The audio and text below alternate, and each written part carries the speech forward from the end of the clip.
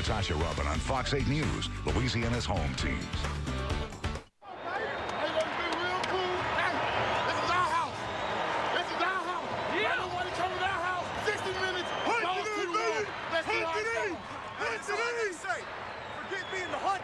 We are the hunter. We are the hunter. Anybody who walks in this house is the hunted. Here we go.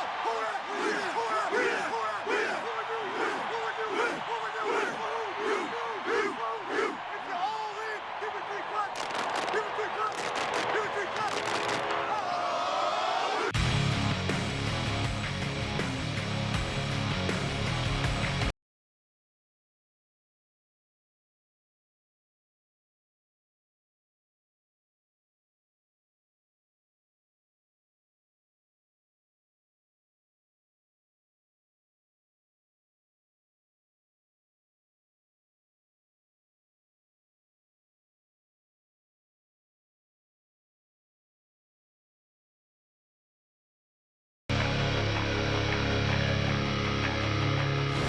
Welcome to the Sean Payton Show. I'm Angelina Swords. And I'm Sean Payton. Coach, Halloween night at the Dome did not disappoint. That was quite a win against Pittsburgh. You know, the one thing, Angie, was it was a great atmosphere, a night game, prime time, and a hard-fought game clearly until the second half, and we made just enough plays at the end. Defensively, we had a great goal line stand. We'll have a chance to see that. Lance Moore came up with a big touchdown. Special teams, all in all, a great effort, and our fans helped us a bunch. Yeah, there was so much energy in that Dome that night. Well, let's take a look at the recap. This interconference matchup of the past 2 Super Bowl champions pits infrequent foes. The Steelers lead the limited series 7-6, so why are the Saints favored? The Steelers boast the toughest defense to run against in the league. The Steelers have allowed just 4 passing touchdowns in 6 games and an average of just under 14 points a game. Still, the odds makers must know something. We'll find out here tonight. Roethlisberger out of the shotgun, puts Ward in motion. He's lined up to the left with Wallace. Roethlisberger looks in that direction, now throws underneath, and this is going to be Randall L. to the goal line.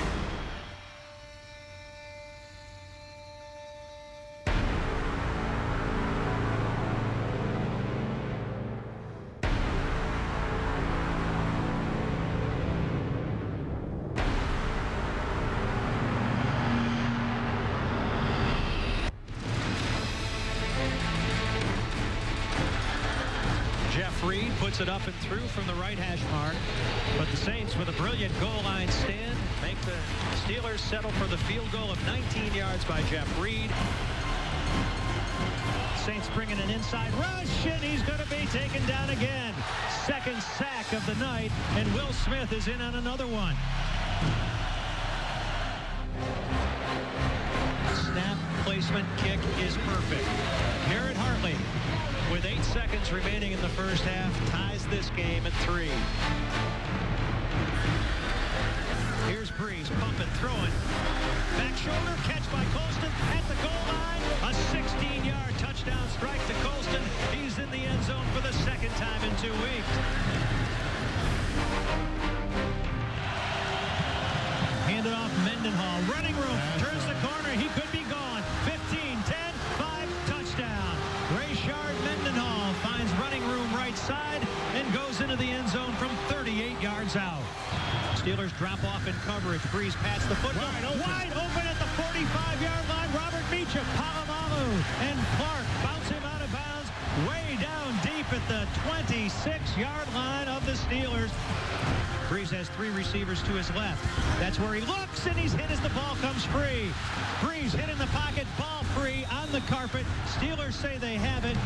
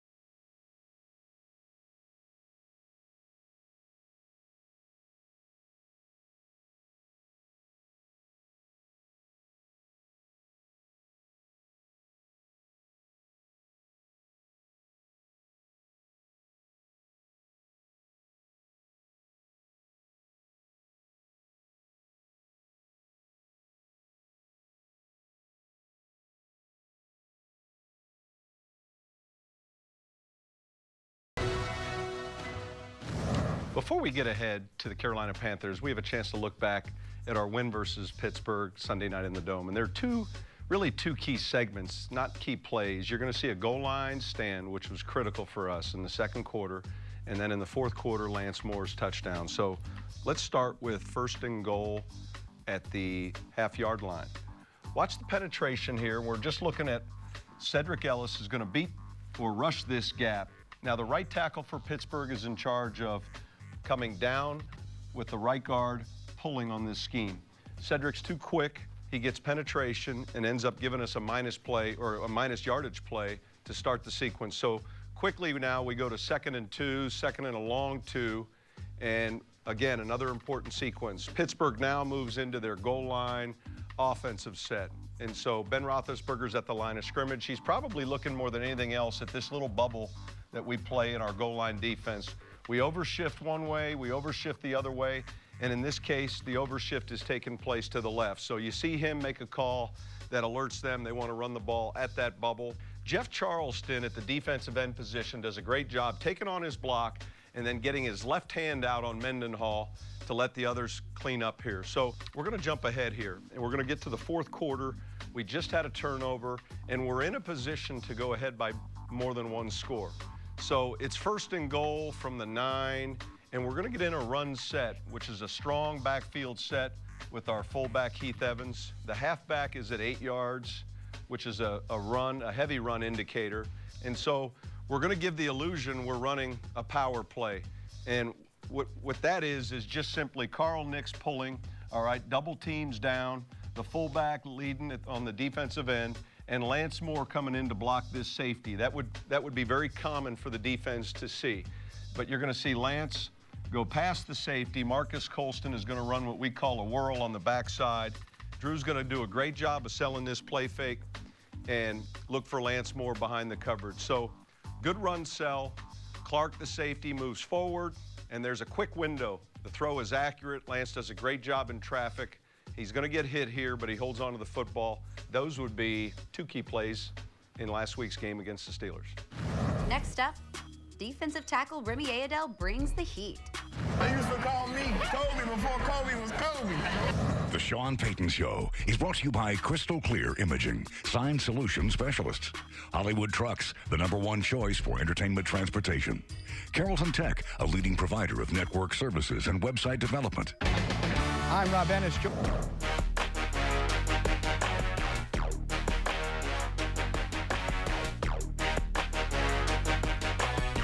Now, we just saw the D-line make some really big stops, and they've been a bright spot for us all season. The whole defense has been really. There's no question, and when you're going to be good against the run, it starts with the guys up front and playing their gaps, tackling well, getting penetration, and collectively that's something that as a defense we really gain momentum with. And a big part of that D is nose tackle Remy Ayadel.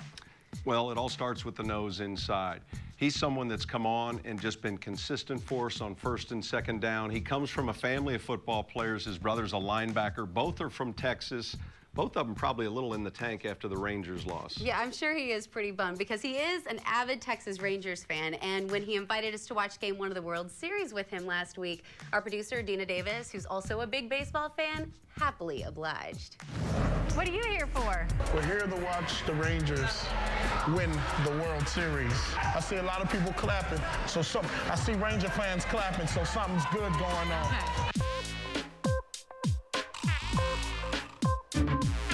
Tell me how you became a Ranger fan in the first place. Because they're doing good. No, I'm joking. No, I'm from Dallas, so it's been a while since the Rangers have been doing that thing. So I'm really happy for them right now, you know. So what were you doing before you got here? Tonight, I was actually working on my clothing line. This is it. This is one of the shirts, actually. Weirdos. People tend to think I'm a little weird, you know. I wear house shoes to the airport.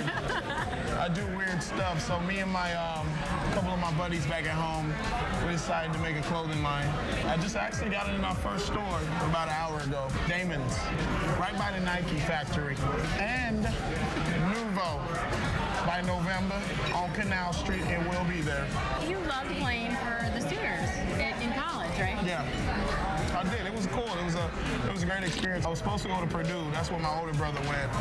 And they started recruiting me, and they were doing really good at the time. You know, they're still doing really good. And I decided to go to Oklahoma. Your first touchdown in the NFL came last year as a Saint against the Jets. Yes, absolutely. Great experience. I felt at home there, actually. I felt like that's where I needed to be. You know, one of those every week would be cool. And Vilma tried to steal it from me. If you watch the playback, he tries to steal the ball from me. He tries to steal the ball from me. The Giants have fear the beard. That's their mantra.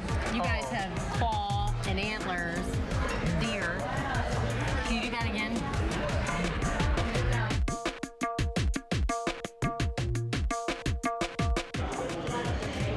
Strike. That's what he does. That's just what he does. That's why he makes the big bucks, people. Are there any of the Saints players who are Giants fans? Yes, Carl Nicks, actually.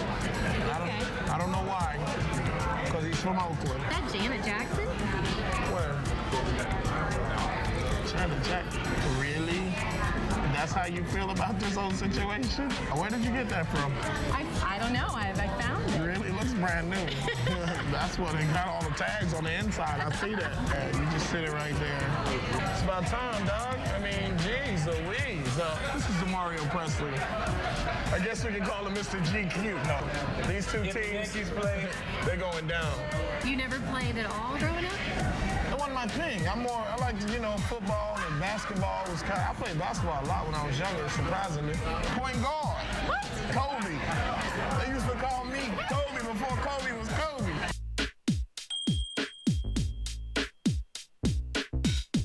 Don't let me practice. They're going to be calling me Kobe all over again. All count. Strike. You're out of there. All right, Remy. Well, thanks for letting us hang with you. No problem. We're going to let you go because this game's getting tense. Have a great night. You too. Thanks for letting us hang with you. And go Rangers. And I'll leave this hat for you. I'll get us a Carl. I'll get us a Big Nicks. Carl Dix. I don't know if it's going to fit his head, though. Let me see. Size, no, 7.5. No, that ain't going to fit. I'll get it at someone else. Coming up, Robert Beacham shows us what it takes to be a wide receiver in the National Football League. What I bring to the team is, I would say, the deep threat. Play Louisiana Powerball. Jackpot. Speedy, we fix it right. We fix it right. Right away. Stop into Speedy this week. Watch Sean Pizan on Fox 8 Sports, Louisiana's home team.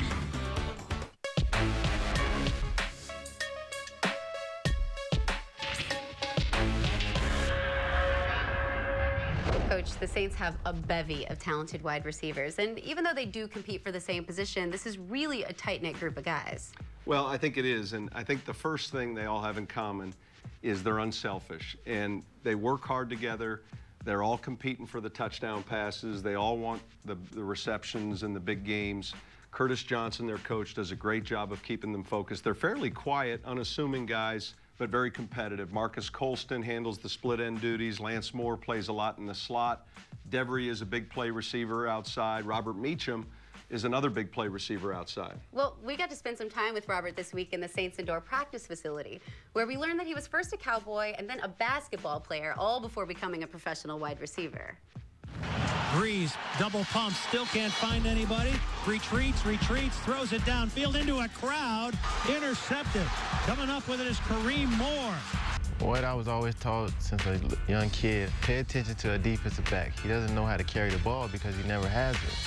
There was two guys in front of me, and I told myself if I could slip between these two guys, I might have a chance of getting this ball. Kareem Moore is going to have the ball taken away from him by Meacham. Meacham stole the ball. Devery is the fastest guy on the field to me, so when I see him behind me, I said, oh, nobody else is going to catch me. This is a touchdown. 10-5, touchdown Saints. My goodness. Robert Meacham finds a new way of getting into the end zone. As a kid, yeah, I grew up as a cowboy. I probably got my first horse when I was 4 years old. And by the time I turned 11, somebody stole it. I was out there on the farm by myself, and pretty much didn't have nobody else to play with besides the horse.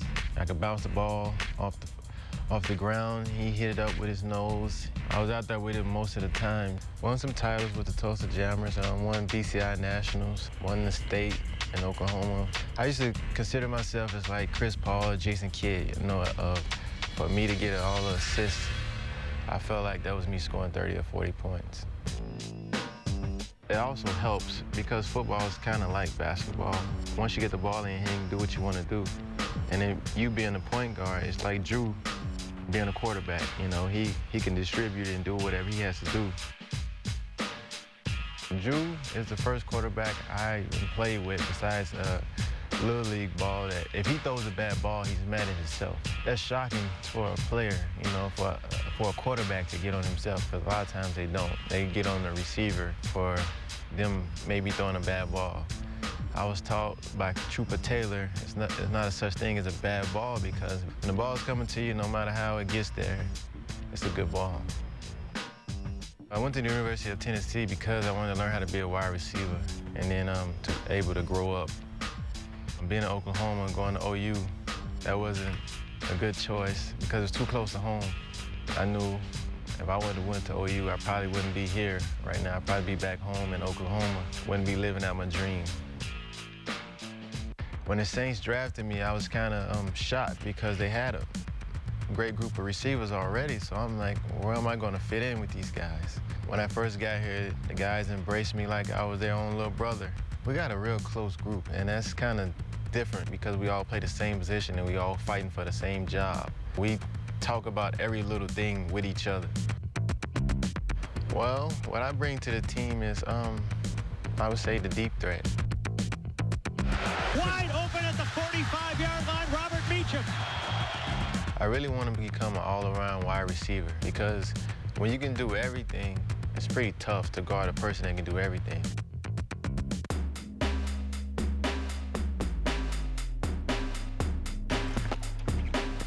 A few things that I was taught as a receiver is to, you don't catch the ball with your hands, catch the ball with your eyes. If you keep your eyes on the ball, you'll never drop it. In this league, you're gonna get hit anyway, so you might as well catch the ball.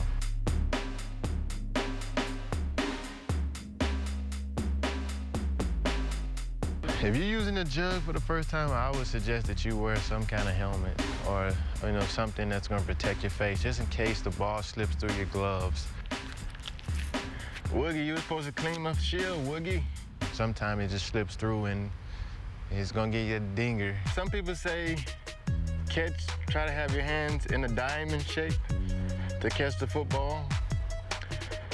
I'm not going to say that because I say just catch the ball, period. You catch the ball, you're gonna get another chance to catch a ball, but if you keep dropping the ball, you're not gonna get so many chances. Right now, the balls are coming at 35, but if I wanted him to turn it up, he actually could turn it up. When Drew Brees is throwing an underneath route to me, it depends on what he's going through of how fast he's throwing the ball. Brees out of the shotgun. Looks again. Because if he got a defender in his face, he's trying to hurry up and get it out. But as far as when he's just back there and he's by himself, comfortable, nobody's in his face. Steps up, throws. He can really put his touch on it. When he put his touch on it, you don't know how fast it's going. It's not going that fast at all. But at the naked eye, it looks like it's going full speed, but it really isn't. Deep down the middle. There's Meacham. Meacham in stride. Down to the 5. Into the end zone. Touchdown. Robert Meacham. What a day he has had. Since the Saints and the Panthers began playing each other in 1995, a team has won both regular season competitions only 6 times. Of those 6 sweeps, how many times have the Saints achieved this feat? Is it 1, 2, 3, or 4 times? We'll give you the answer coming up. In the laundry room, Marco. So, Saints fans, do you know the answer? The answer is B, twice. They won both games in 2000 and 2001. Hey, Coach. It's your homeboy, Michael Clark Duncan from Chicago. I just want to know, what is your game plan for the Carolina Panthers? Michael, I appreciate the question. I had one question for you. If we need an extra offensive or defensive tackle, do you have any chance of suiting up for us I think we could use the depth. Anyway, in regards to the Carolina Panthers and this week's Payton's plan, we've got two things we're going to study. We're going to study their personnel closely. We know that they've got two very talented running backs. I think when you think of Carolina on offense, you think of their strong running game, and they complement it very well. The thing about the Panthers on offense that makes them very challenging is you want to load up against the running game, but you have to pay attention to wide receiver Steve Smith, number 89. So let's take a peek here, and you're going to watch Steve Smith operate inside. Watch how he sets up the defender for St. Louis. He's got real good hips. He stems outside, crosses his face, creates just a little separation, and Matt Moore ends up making the play for a first down. When you go over to defense, there's a number of players Carolina features or that stand out. The one player is their linebacker, and in this case, their Mike linebacker, John Beeson. This is a good play to illustrate his ability to shed and make a tackle. And Chicago is just running a simple lead draw. You're going to watch the fullback. You're going to watch the halfback from the end zone copy. Beeson will read this pretty well. The fullback's in charge of leading on him. He's going to shed the fullback and still get to the football. He can run well. He's a great tackler. I think the greatest strength he has are his instincts, though. He has a great ability to key and diagnose plays based on formations, based on sets. He's going to study a lot of tape, so we're going to have some things, wrinkles, things that he hasn't seen. Otherwise, he'll be a step ahead of each play. Those would be two key elements to this week's Payton's plan.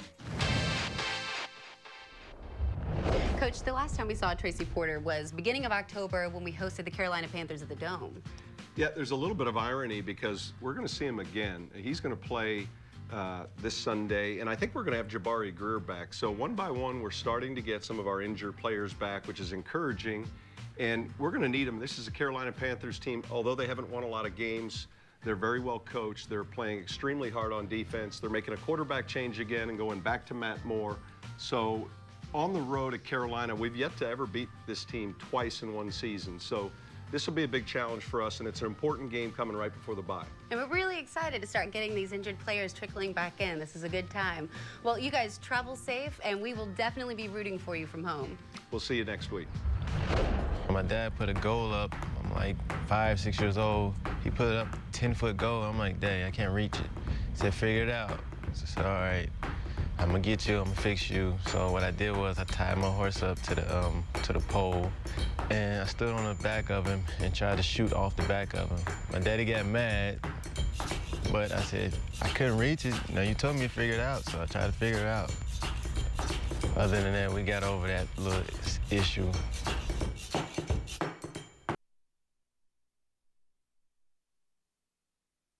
Firestone Complete Auto Care, and by Whitney Bank.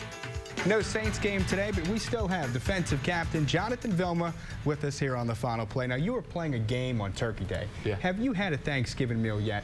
No, not really. But you know what? Winning that game against the Cowboys, that was all I needed to celebrate my Thanksgiving. It was a great win for us. What was it like to sit back on a Sunday, knowing you guys have already won, beating the Cowboys on Thanksgiving? Felt great. You know, I was hoping that Green Bay would have gave us a little help today. Unfortunately, Atlanta pulled it out, but it was good knowing that we had took care of our business. The past 10 days, we won 2 games. We're 8-3. We're right where we want to be. And watching the other teams and how everything else is going to unfold, we'll see how the NFL looks after today. Have you had a chance to sit back and really think how y'all were able to win that game in terms of heart and determination, not giving up until the final whistle blows? Well, you know, that's our motto, Rob. You know, we never give up, regardless of the situation. No matter how bleak it looks, we're going to hustle. We're going to give 100% effort, and that's all we can really ask for from one another. As a team, we want to go out there. We want to give 100% effort and let the chips fall where they may at the end of the game. And fortunately for us, we wanted it just that much more than Dallas did, and we pulled out the victory. Now, when we look back to last year, one game that everyone remembers is that incredible comeback win in overtime against the Redskins. Could Thursday's win in Dallas almost be a signature win like that? You know, it's very similar. You know, I feel like that game right there really exemplifies who we are as a team. You see a couple of the tough losses that we had early in the season. We felt like we had corrected those issues. And to go out against a very good, probably the best 3-8 team you'll see out there right now in Dallas, go out there into their home, a hostile environment, and pull out the victory the way we did, I felt like it was one of those stamps on the season that we'll look back on. Now, one thing that does remind us of that Redskins game, Malcolm Jenkins' strip, reminiscent of Robert Meacham's strip and score last year in D.C. Yes. What have you and your teammates told Jenkins about that play, arguably the play of the year? You know, we haven't told him too much about it. He knows, we know. I mean, Saints fans, everyone around the country understands that was by far the biggest play, if not definitely of that game and probably of our season. For him to go out and give max effort like that, you know, it was great. It says volumes, it speaks volumes about our team. Jenkins forces the turnover, then Drew Brees was calm, cool, and collected, directing the game-winning drive. Is he the best quarterback in the 2-minute drill? I think so. I think going against Tom Brady's of the world, Brett Favre's of the world, Kurt Warner's of the world last year, and then Peyton Manning in the Super Bowl, and then having to go against Drew Brees every day in practice, you know, for him to go in that 2-minute drill, it really messes with me mentally. You know, the way he's so smart. He understands the defense. He understands where he wants to go with the ball. I feel like he gives me the biggest challenge week in and week out. Regardless of the opponent that I'm facing, I feel like I get my best work against Drew. So I would definitely say he's probably tops. Now, 4 straight games where the offense is really heated up. How much more swagger do you guys have knowing the offense is back to being so lethal?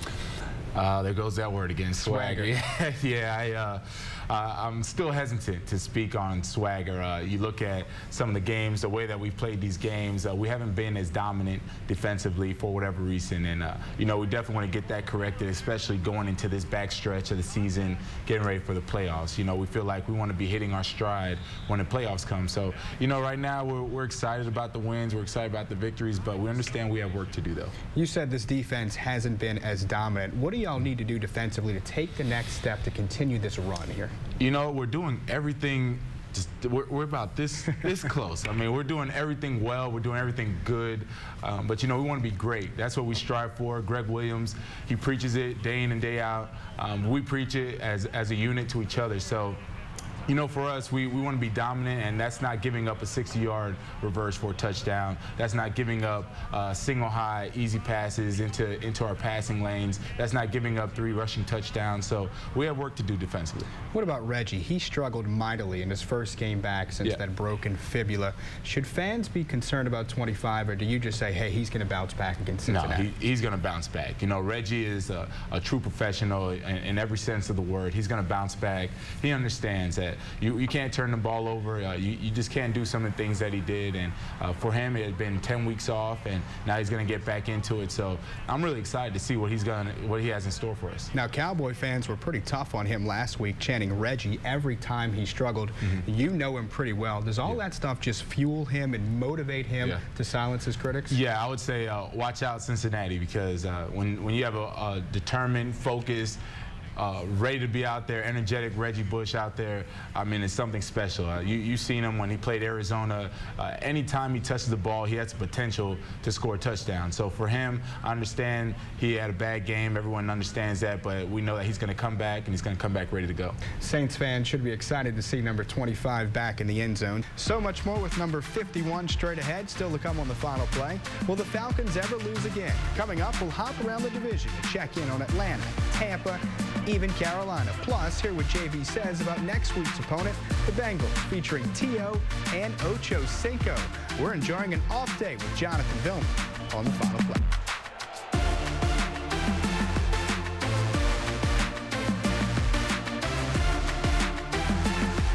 Or dealer.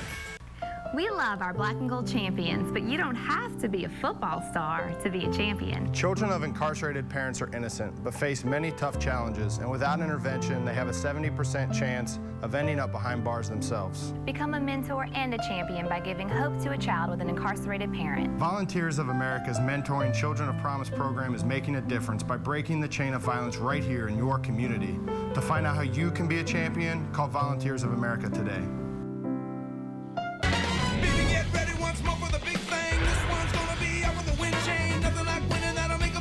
Even better than it started at the first time. The Bayou boys stood up when they counted. Ain't no reason when they start this season that our team won't do it again. There's a big thing happening here in New Orleans, and it feels so good to know we're world champions.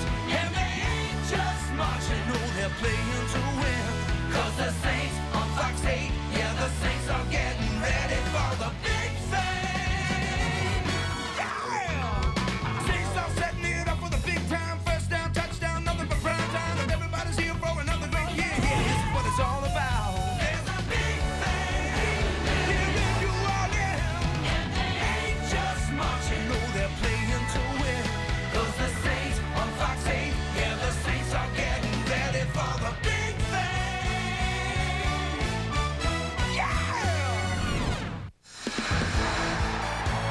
This is the last word on sports. 4th Down on 4 starts now. With Turkey Day now behind us, 'tis the season to start making out a wish list. Welcome to 4th Down on 4. I'm Juan Kincaid, and that top of that list has to be playoff football for the Saints. There's still plenty of work to do. With 5 games remaining, the magic number for postseason football appears to be 10, or 2 more wins for the Saints. But there's so much more to play for, like the division title and home field advantage.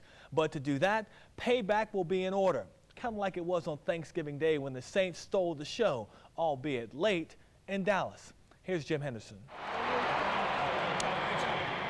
It was a remarkable contrast in the incredible edifice that is Cowboys Stadium Thanksgiving afternoon if you think about where the Cowboys and the Saints have been, where they are now, and where they appear to be headed in the immediate future. There was a time when the Saints would have had few fans making the trek to Dallas, some 520 miles away, anticipating a long day in defeat. Instead, there seemed to be over 30,000 Hoodats in the crowd of 94,000 rooting for a team that no longer gives them reason to expect the worst in defeat, but rather to expect the best in victory.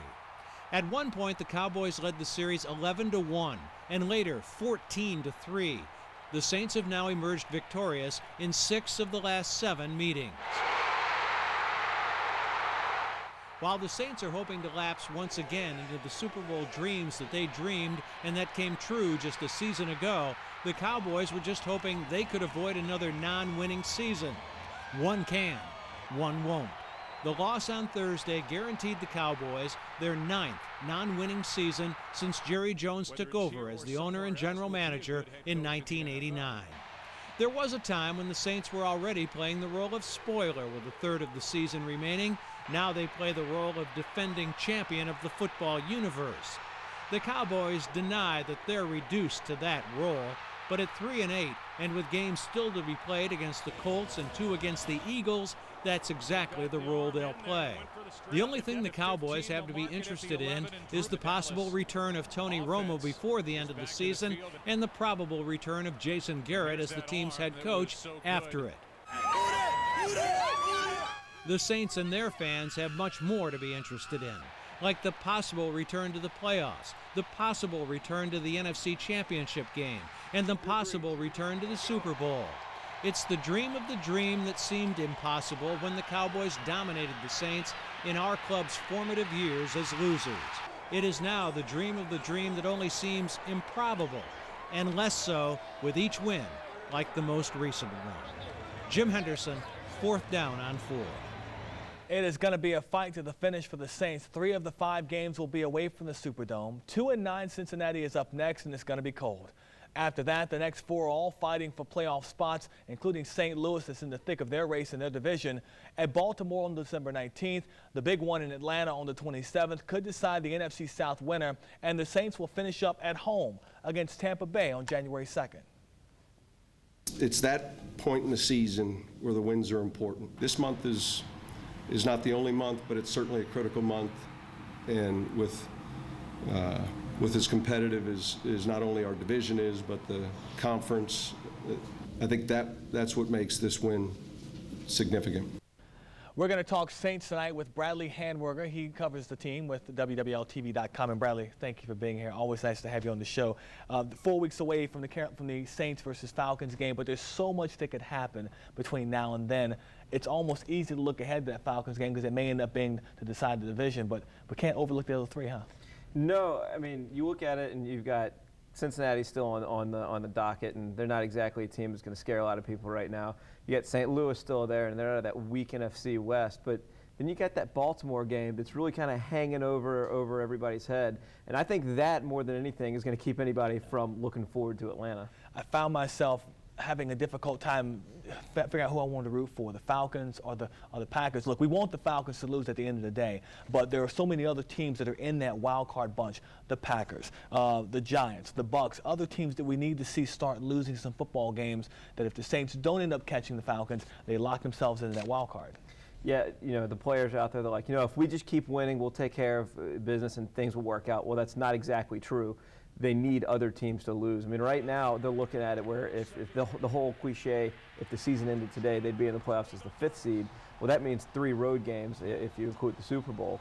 So they definitely need Atlanta to lose. But like you said, I mean, even if they want to keep that 5th seed, you're looking at the Giants and the Packers and the Bears and who else? Let's see, the Eagles. So there's plenty out there for them to kind of have to keep their eye on and so-called scoreboard watch. The good thing about the schedule is that, and the NFL planned it this way, they made it pretty heavy on the end so that the last 2 games of the season meant something this year. This team still has to play the Bucs. They still have to play the Falcons. Again, you said Baltimore. So the end of the schedule means a lot more to a lot of teams this year. It worked out this year. Absolutely. I mean, the Saints have ended, if I can recall, the last several seasons for sure with an NFC South opponent. Yeah, Carolina last year. The only difference is now they're ending it with 2 back-to-back. And that Atlanta game looms large, but you know what? So does that Tampa game. They might have to win that game to secure a playoff spot, and they haven't played well at home. At least last year they didn't against Tampa. And that Tampa game means something for them as well. 2 things stand out from the game against Dallas. First off, the team gets the victory, but Reggie Bush struggled in his first game back in about 8 weeks. Are you surprised by that?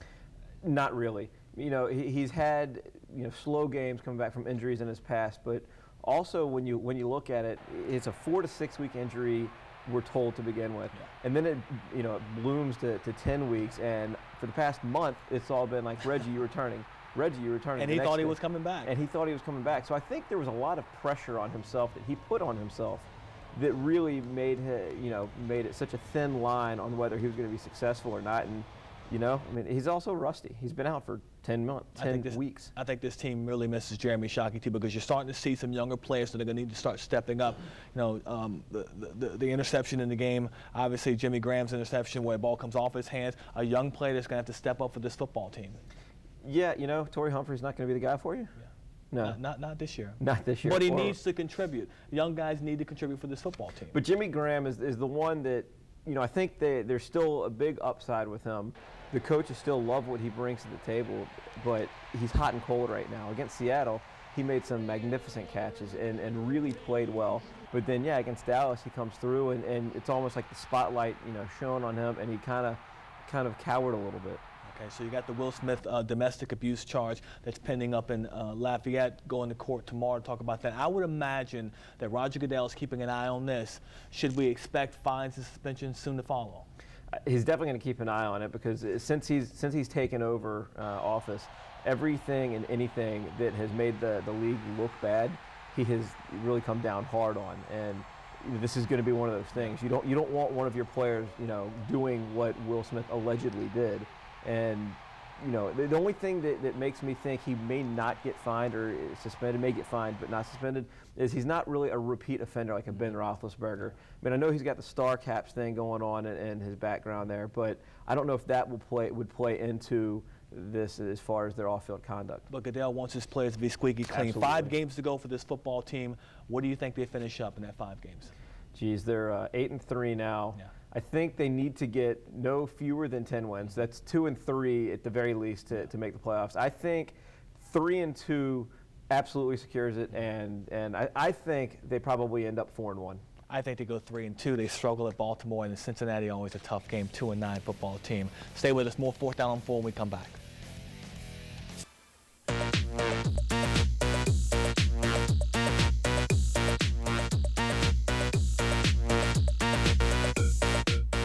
Coach, this week Drew Brees was named Sports Illustrated Sportsman of the Year. I mean, that's a pretty huge honor. There's no question. And when you look at the list of prior winners and you go back through the history of this award, he's in tall cotton, and you know what? He belongs right there. I can't think of anyone that really epitomizes what that award's all about, from his efforts off the field, not only to his charity work with his foundation, but just as a teammate. And everyone that encounters him, he's a class act, he's a great player and a great leader for our team, and we're all proud of him. Sportsman. What exactly does that mean? We can agree on some things. A sportsman is talented and driven. He is selfless in a way that makes his team better. But there is something more, something larger. I think the uniqueness with Drew is when he came, at a time when I think the city needed someone like him most, and he was here, living everything he talks about and winning both on the field and off. I feel very indebted to the city. New Orleans has given me so much confidence, and they believed in me when, it was maybe hard for me to believe in myself. Everywhere I go, you'll see signs that say, "Bless you, boys." I mean, so many people come to me on the street and say, "Thank you," not for just playing football, but, for believing in this city and for working so hard to bring us back. After the storm, when we were all searching for a new beginning, for a new life, for a new spirit for New Orleans, and he defined for us what it meant to have a new beginning.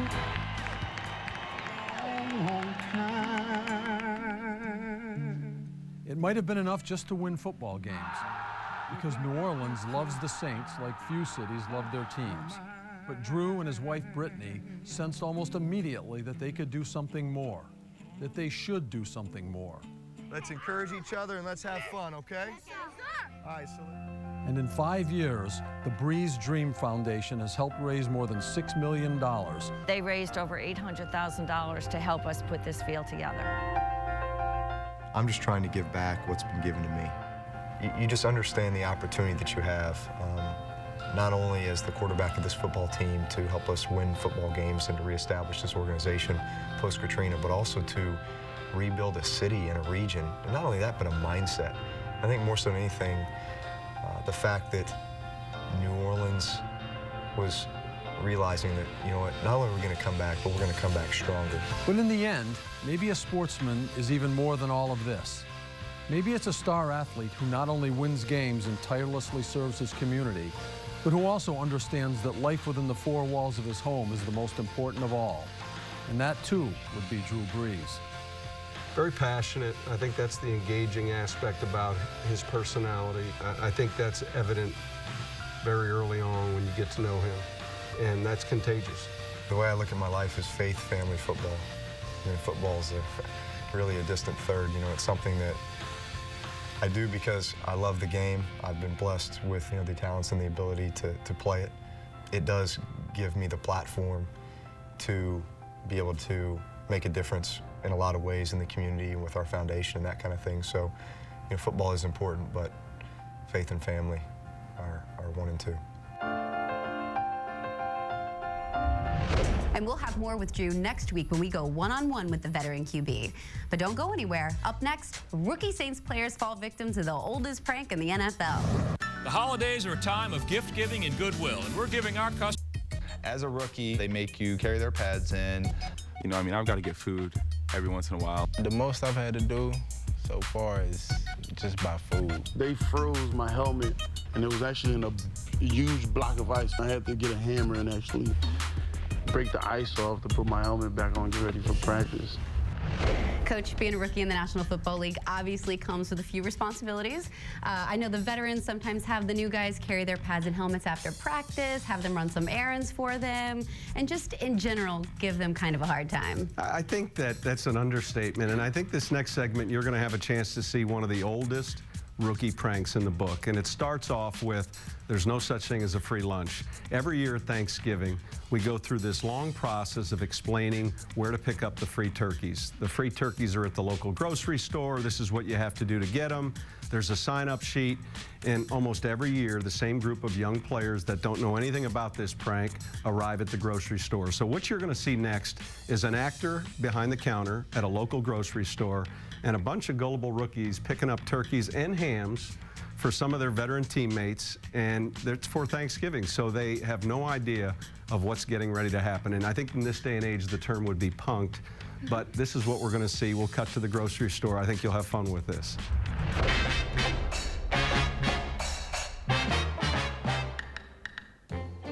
And what's your name? Matt Tennant. I'm right there. Oh, Matt. Okay. Do you have your ID on you? Yeah. I have a John Gillette. No, Junior Gillette. Who told you to come get the turkeys? Can you hold those up? Those right there? Yeah, those aren't on the list. Can I see your ID, please? You think I play? I mean, I've never heard of you. Well, I'm a rookie. You know what, let me make a copy of this, because they're doing up copies. How can we need a copy if we're picking up 7 turkeys with 2 IDs? Yeah. I'm getting a turkey for Drew, Chase and Garrett Hartley. Why aren't they here? I don't know, because I'm a rookie, and that's like a rookie duty. I got to go pick up a turkey for That's a rookie duty? Yeah. And you play for the Saints? Yeah. What position? Cornerback, number 34. I thought Drew Brees is the quarterback. Cornerback. A cornerback. You really don't look like a player, you think? I don't look like a player. You know I'm starting Sunday. Starting where? Starting in the game. And Chris Ivory, you already picked up your turkey. I ain't been here. Have you been right here? You been here? I've been here all day. I got here at 8:30. You haven't seen me, right? No, not you. But a gentleman did come in with Chris Ivory's ID. That doesn't look like me? You think it does? Where's your Super Bowl ring? I'm a rookie. And they gave you're the rookie, so they just make you do all the grunt work? All the what work? The grunt work. I have a gentleman here by the name of Junior Gillette. John Gillette. Junior Gillette. Like, you didn't start with the manager, huh? No, I started as a bagger. Works the same. It's not hard. Last time I came, they had. They let rookies play? Yeah. Junior, that's my name. I don't know who John is. That's the list that I have. We've had people come in and lie about grabbing turkeys, and I'm not going to allow it to happen on my shift. Why are you doing this? Just put it like this. Can you see your dreads? What kind of dreads? And he says he's playing on Sunday, is that correct? These turkeys are for Saints players only. I am a Saints player. Look, son, this is me. My hair was in a ponytail. What position do you play? Defensive end. Defensive end? And you? I play running back. He's starting running back. Reggie Bush is running back. I mean... You know what, ball? He hasn't played the last 6 weeks. So I just can't have my ID? Yeah. They're just going to run an ID real quick on it. I'm not getting anything. I don't want a turkey. You're not going to get a turkey. That's what I've been saying the whole time. I don't want a turkey. I'm terribly sorry. It's policy. I mean, you have to understand my point of view. Y'all come in here with 10 turkeys, and it just doesn't sound right. I am a Saints player. Are you serious? I mean, I'm a Saints fan. I know all the players. You obviously don't. I thought Jeremy Shockey was tight end. He was. He is hurt. I'm a third-round draft pick. The boy scored a touchdown. I don't have to prove who I am. Call Drew. Say what? And you play for the Saints? Yes. He's a second-round draft pick this year. I'm sorry? He was a second-round draft pick. He doesn't know. No. He's lost. Who you gonna call? My defensive coordinator, Greg Williams. Okay, yeah. I mean, you have to understand my point of view. All right. You excited to work for the Saints? A little bit. Are you excited for it? I love working here. I love my job. And I already had Chris Ivory come pick up his turkey, and I have this gentleman with a basket of like 10, 15 turkeys. And you know, it's Thanksgiving. Could you backpedal? Are you serious with that? Yeah. I'm not going to backpedal. He's refusing to backpedal, sir. We're not just giving away free turkeys to everybody. That looks like a big guy. Are you serious? You look like a skinny guy. How many turkeys do you hold up? 9 turkeys and 3 hams. So that's it? So that's it. He's not being cooperative. Charlie Brown, Matthew Tennant. I just need you to read this, sign it, and you can have as many turkeys as you want. I need you to read this and sign this. Read this and sign that. You've just been had by the oldest prank in the NFL. Are you serious? I'm terribly sorry. There's no turkeys.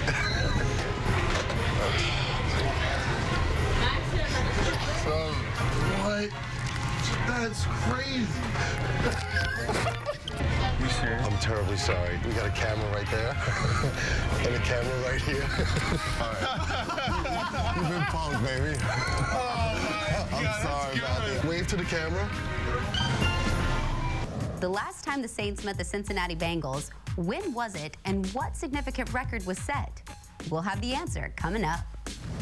Go JD. Okay, Saints fans, do you know? The last time the Saints met the Cincinnati Bengals, when was it and what significant record was set? It was November 19th, 2006 at the Superdome. And though the game was a loss for the Saints, Drew Brees, in his first year with the team, set a club record with 510 passing yards, the 6th highest total in NFL history. Hey, Coach! Look, man, what's the game plan for the Cincinnati Bengals? It's going to be cold there. Bring some blankets. Christian, thanks for the question. And real quickly, on behalf of our city, we're thrilled to death you're here doing your great work. But when we turn to the Cincinnati Bengals, we'll have to deal with the elements. It's an outdoor stadium. We'll have some cold weather. We'll have some wind. All of those things we'll be prepared for. We also have to pay attention to their personnel. Now, the first one is Leon Hall. He's the left cornerback for the Cincinnati Bengals. He's a first-round draft pick out of the University of Michigan. He locks down the receivers, is not afraid to play bump and run, does a great job. Mike Zimmer, their defensive coordinator, will isolate him, put him on some of the game's better receivers, and he does a great job. We're going to see him in bump and run coverage. But more than that, we're going to see him cover the ex-receiver for Atlanta. Watch him get his head around. Some great corners in our league are not only able to cover, but they're able to track and locate and intercept the pass. The location of the throw is a little bit outside, but Hall's able to get his head around in time, track the football, and catch it just like a receiver. The other players you hear a lot more about, and those are the players on their offense. And I'm talking about either Terrell Owens, Chad Johnson, the quarterback Carson Palmer. They've got a lot of weapons at the receiver position, at the tight end position as well, and a real experienced offensive line. This is a team that went 6-0 in their division last year. They played a home playoff game. So we're going to have to do a great job not only in run defense, but covering these great receivers. So the first look here is at the top of your screen. And we're talking about a veteran player who's going to end up in the Hall of Fame someday. Terrell Owens is going to close the cushion on the corner at Pittsburgh and blow right by him. He can still run. He's got outstanding deep speed and can make plays down the field. Palmer does a very good job of sitting in the pocket. He's going to take a hit here and still gets the ball out on time for a touchdown. The only issue here that I have is the security guard at Bengals Stadium. He's in the way and gets trampled by number 81. Here's a play where he's a little bit more fortunate. Miami does a very good job on this particular play.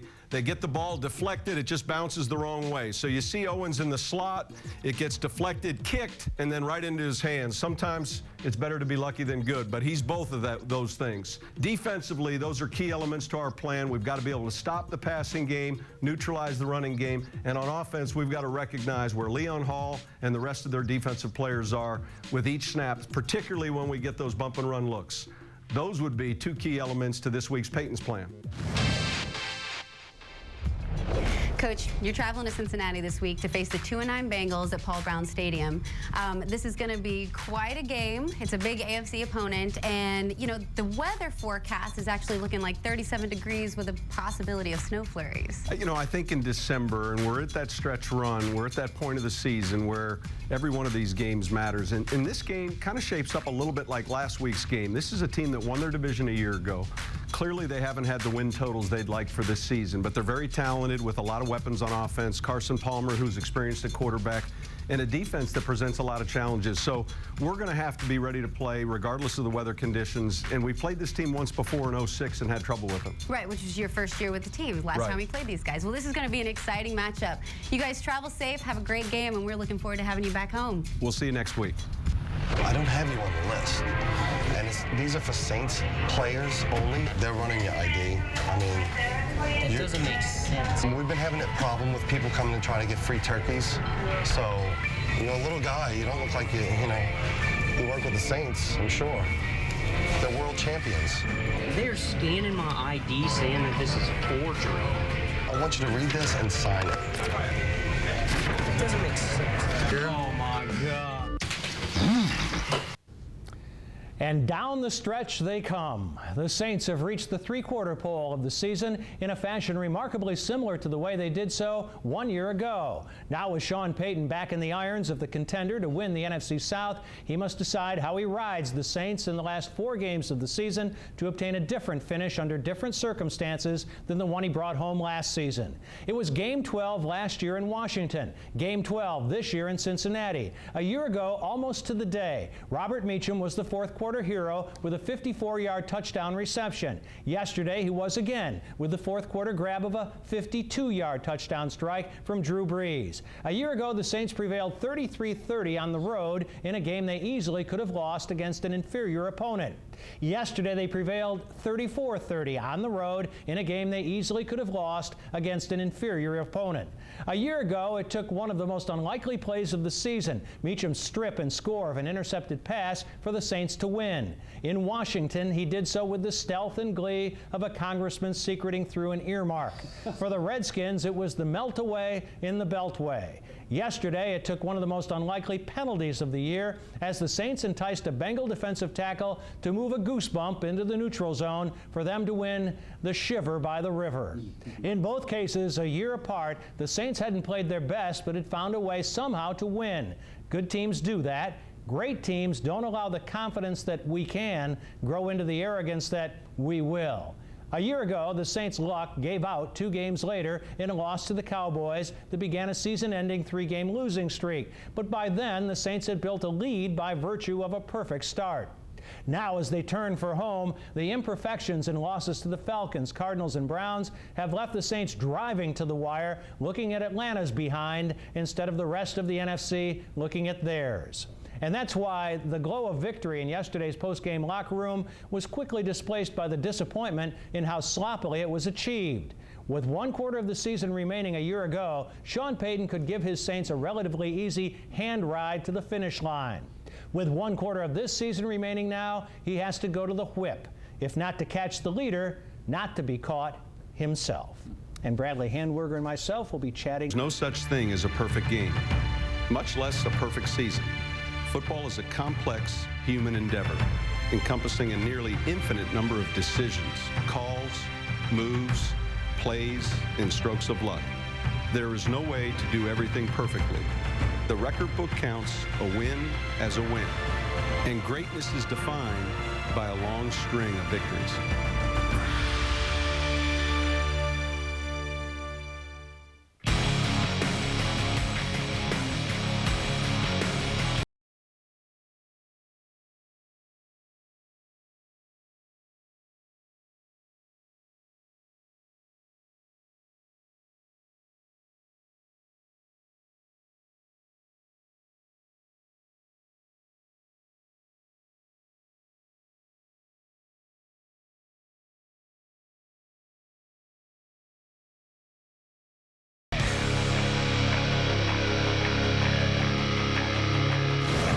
Welcome to the Sean Payton Show. I'm Angelina Swords. And I'm Sean Payton. Coach, I know a win is a win, but that Cincinnati game was intense. There's no question. First off, we're going on the road. It's a cold, cold stadium that day. And I thought we handled the elements well. But we knew we'd be playing a Cincinnati team that was fairly desperate. And although the record isn't what they had hoped for this season, they were a team that had won their division a year ago, played a home playoff game. So we knew we had our work cut out for us. And fortunately for the Saints and our fans, we were able to pull it out. Well, and now it was 34 seconds to go. 4th and 2, you were down by 3. What was the thought process in those final moments of the game? It was really pretty simple. We had a timeout, and we really just discussed an opportunity before we kicked a field goal to possibly draw them off sides. And we do have a special situation. Most teams in the league have this situation. It's where you send your offense back out and you tell everyone, hey, we're not going to snap the football. We're going to really try to do a good job with our cadence. And should someone jump from Cincinnati, then we'll just react. And the worst thing that could happen is that we would get the penalty, we'd back up 5 yards. We felt like the field goal was short enough. So sure enough, we did that. And after probably at least 10 seconds at the line of scrimmage, Drew Brees did a great job. Carl Nix did a great job. And we got the 5-yard penalty, which gave us a first down. And you'll see the highlights here in a minute. Well, before we get too deep into the specifics, because I know you want to talk about it during key plays, let's take a look back at that Cincinnati recap. 1 year ago at this time, the Bengals were 8-3 and on their way to the AFC North Division Championship. Now they are 2-9, tied for the 2nd worst record in the NFL. No team in the NFL is more disappointing based on offseason optimism. The Saints won't be looking to provide any for this offseason today. The Saints have brought Garrett Hartley out there from 48 yards, left hash mark. It is good. Garrett Hartley hits from 48 yards away. 1st and 10 for the Saints at their 45-yard line. And on reverse three, he's gone. 35-30, 25-20, 15-10, touchdown. Welcome home, Chris Ivory. That's a 55-yard touchdown gallop. 4th and 6 inches. Handoff Benson, and Benson is going to be dropped for a loss on the play. Leading the charge, who else? Jonathan Vilma.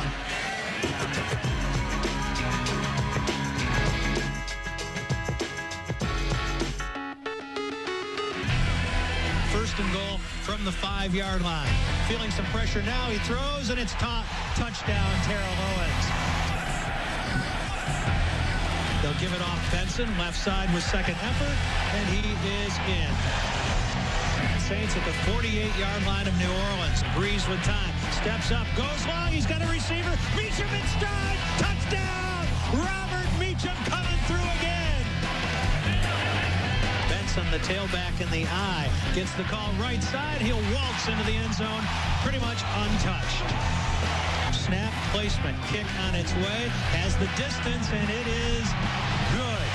Clint Stitzer hits from 47 yards out to put the Bengals on top. Breeze rolls right, looks deep downfield, throws. It's Meacham once more. He goes up and catches the football at the 15-yard line. 4th and 2 at the Cincinnati 7-yard line.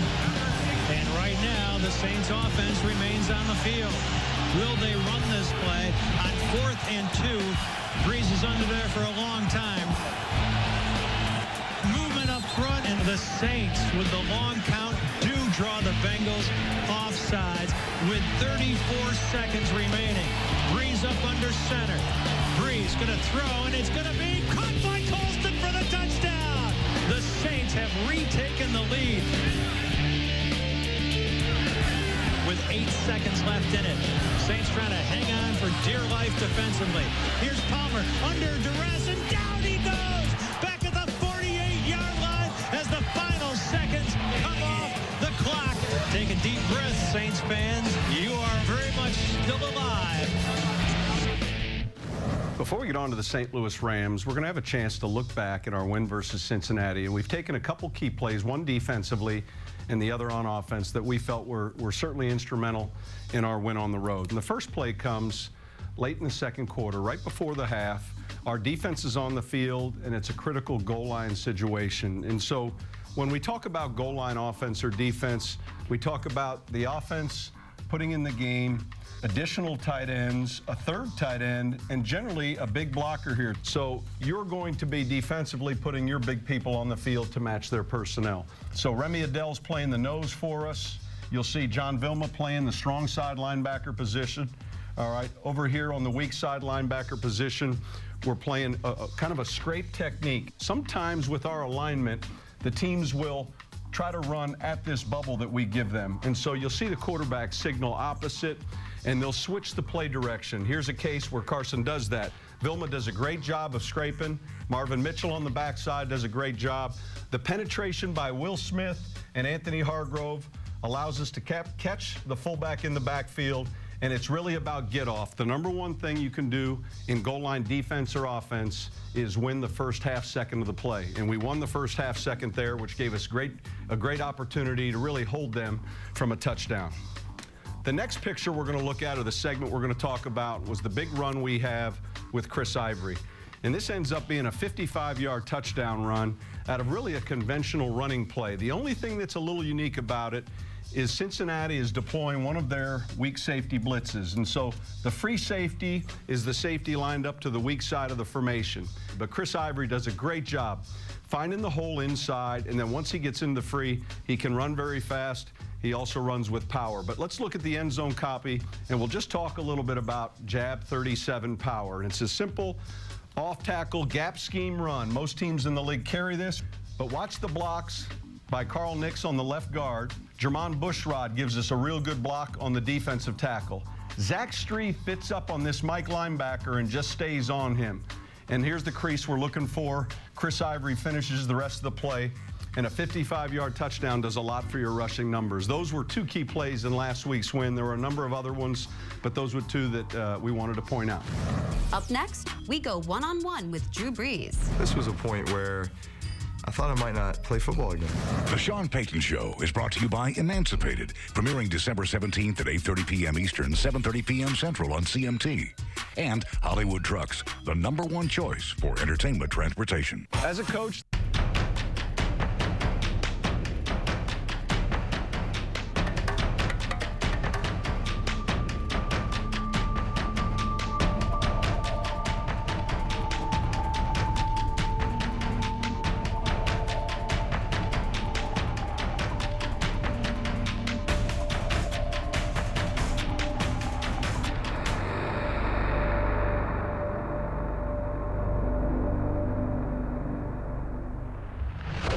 Super Bowl MVP Drew Brees knows it's not easy defending a championship title.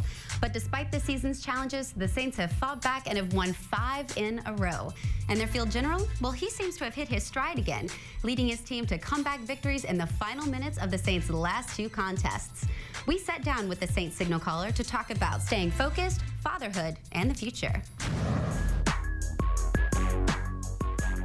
Us playing Dallas, there's this, I guess, rivalry that's been developed there over the last few years just because we played them in a lot of big games, and they ended our win streak last year. So it wasn't about revenge, but it was about, hey, we know what we're getting into here. I mean, this is a good team that obviously feels like, they can beat us. I grew up in Austin, Texas, 4 hours south of Dallas. I grew up watching those games, rooting for the Cowboys, rooting for Troy Aikman and the boys, and then to be now playing on that day in that game was somewhat surreal, and then obviously the final result with all the drama throughout the game, being up by 17, all of a sudden we're down by 4. They get the big play and you're thinking, is the game over? Malcolm Jenkins strips it. We've got an opportunity, and we're going to take advantage of it. And the big play to Meacham, and the next play, the pass to Lance Moore that seals it. I mean, that was just it was awesome. It's been an unbelievable 5 years, really, going back to the spring of 2006 when Sean Payton was given the job here, and then he slowly started going out and putting this team, this organization together, with coaches and players, and just how it, built from there, and how the love affair was formed between the team and the fans and the city and the region, really, and just the bond that was created, and it's been unbelievable to be a part of it. For me, coming off that injury in San Diego, the last game of the 05 season, and then really them kind of looking at me saying, we'll bring you back, but we see you more as maybe our backup. This was a point where I thought I might not play football again. I mean, really, as I was walking off the field, I remember the first thought that crossed my mind was, I'm probably not wear a Charger uniform again. And then it was, I might not ever play football again.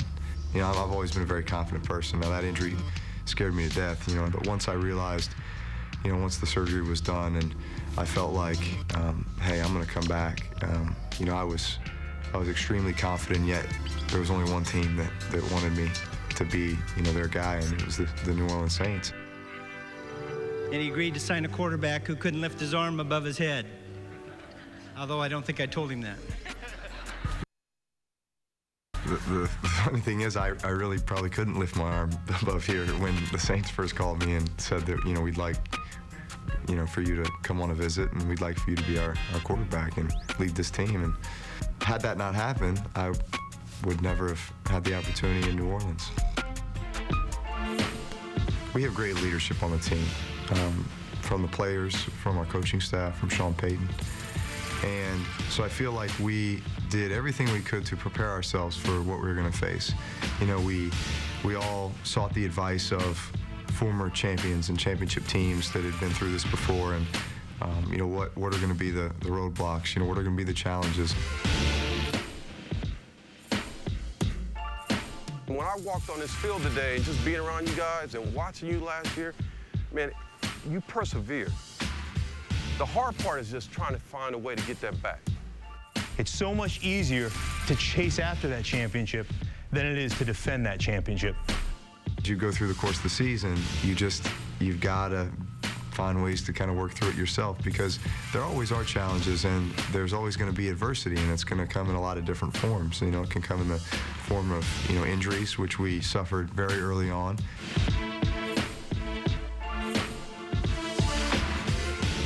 Just the challenge of kind of reestablishing your identity, which you have to do every year, regardless of how many guys you have coming back. You still got to reestablish yourself, and everybody's gunning for you.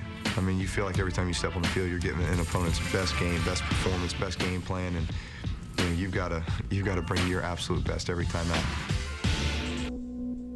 We're 3-1, very close to being 4-0.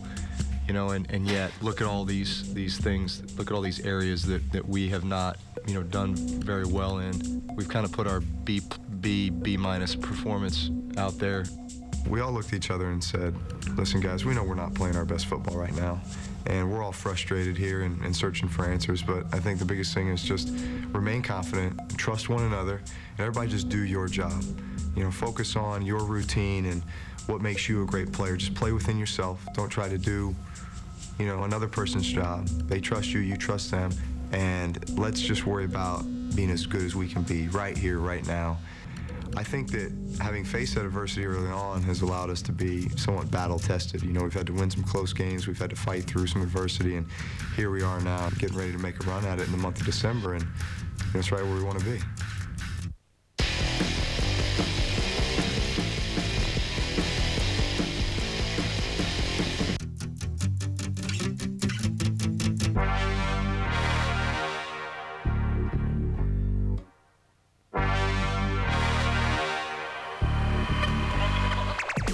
It's fun watching the rookies develop, you know, because, hey, we were all a rookie once, and you go through your growing pains and your struggles, and there's times where, you know, you're going to make rookie mistakes, but it's the way that they respond that gets you excited, because, you know, it lets you know how competitive they are and how much they care. And, you know, a guy like Jimmy Graham, who, you know, at the beginning of the season, getting no reps, and now all of a sudden, you know, with the injury to Shockey there for a little bit, was getting some pretty significant playing time and playing very well. And yet, you know, I still see the role for him ever expanding, just because he has such natural ability, and he works hard, and he cares, and just all the things that you want out of a young player. So him, Chris Ivory being another guy who's just quickly developed and has turned into a really good running back. You know, you're just excited about the future for these guys. Being a father is the greatest thing in the world. It really is. You know, I have Balin, my 23-month-old. He's almost 2 years old now, and now his little brother Bowen being born. It's just, you know, it makes life so much fun. And you know, I had a lot to play for anyway, but that just gives me even more to play for. And I think the greatest thing in the world is, at the end of the day, when you feel like you've worked so hard and put all the time in, and, you know, the preparation, and yet you still have this stress and this worry the minute you walk in the door, and, you know, Balin comes running up to you yelling "Dada," and Bowen's right there, you know, to hold. You just, man, all those cares and worries just go out the door, and it's all about those two.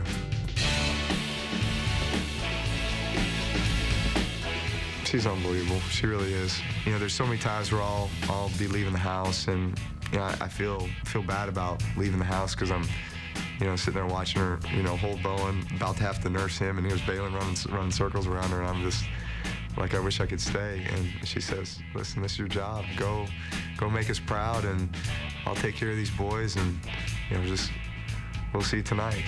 And that gives me, you know, that gives me peace, you know, that I can come to work, and I'm going to work as hard as I can, because I'm doing it for them, but I know that they're okay, because, you know, she's accepted that role, and she's just so good at it. She's got such great motherly instincts, and she's so supportive, and, you know, after tough games too, because, you know, you have those tough losses where you come home and you're frustrated, and she's just such a positive influence, and it's just, you know, couldn't do it without her.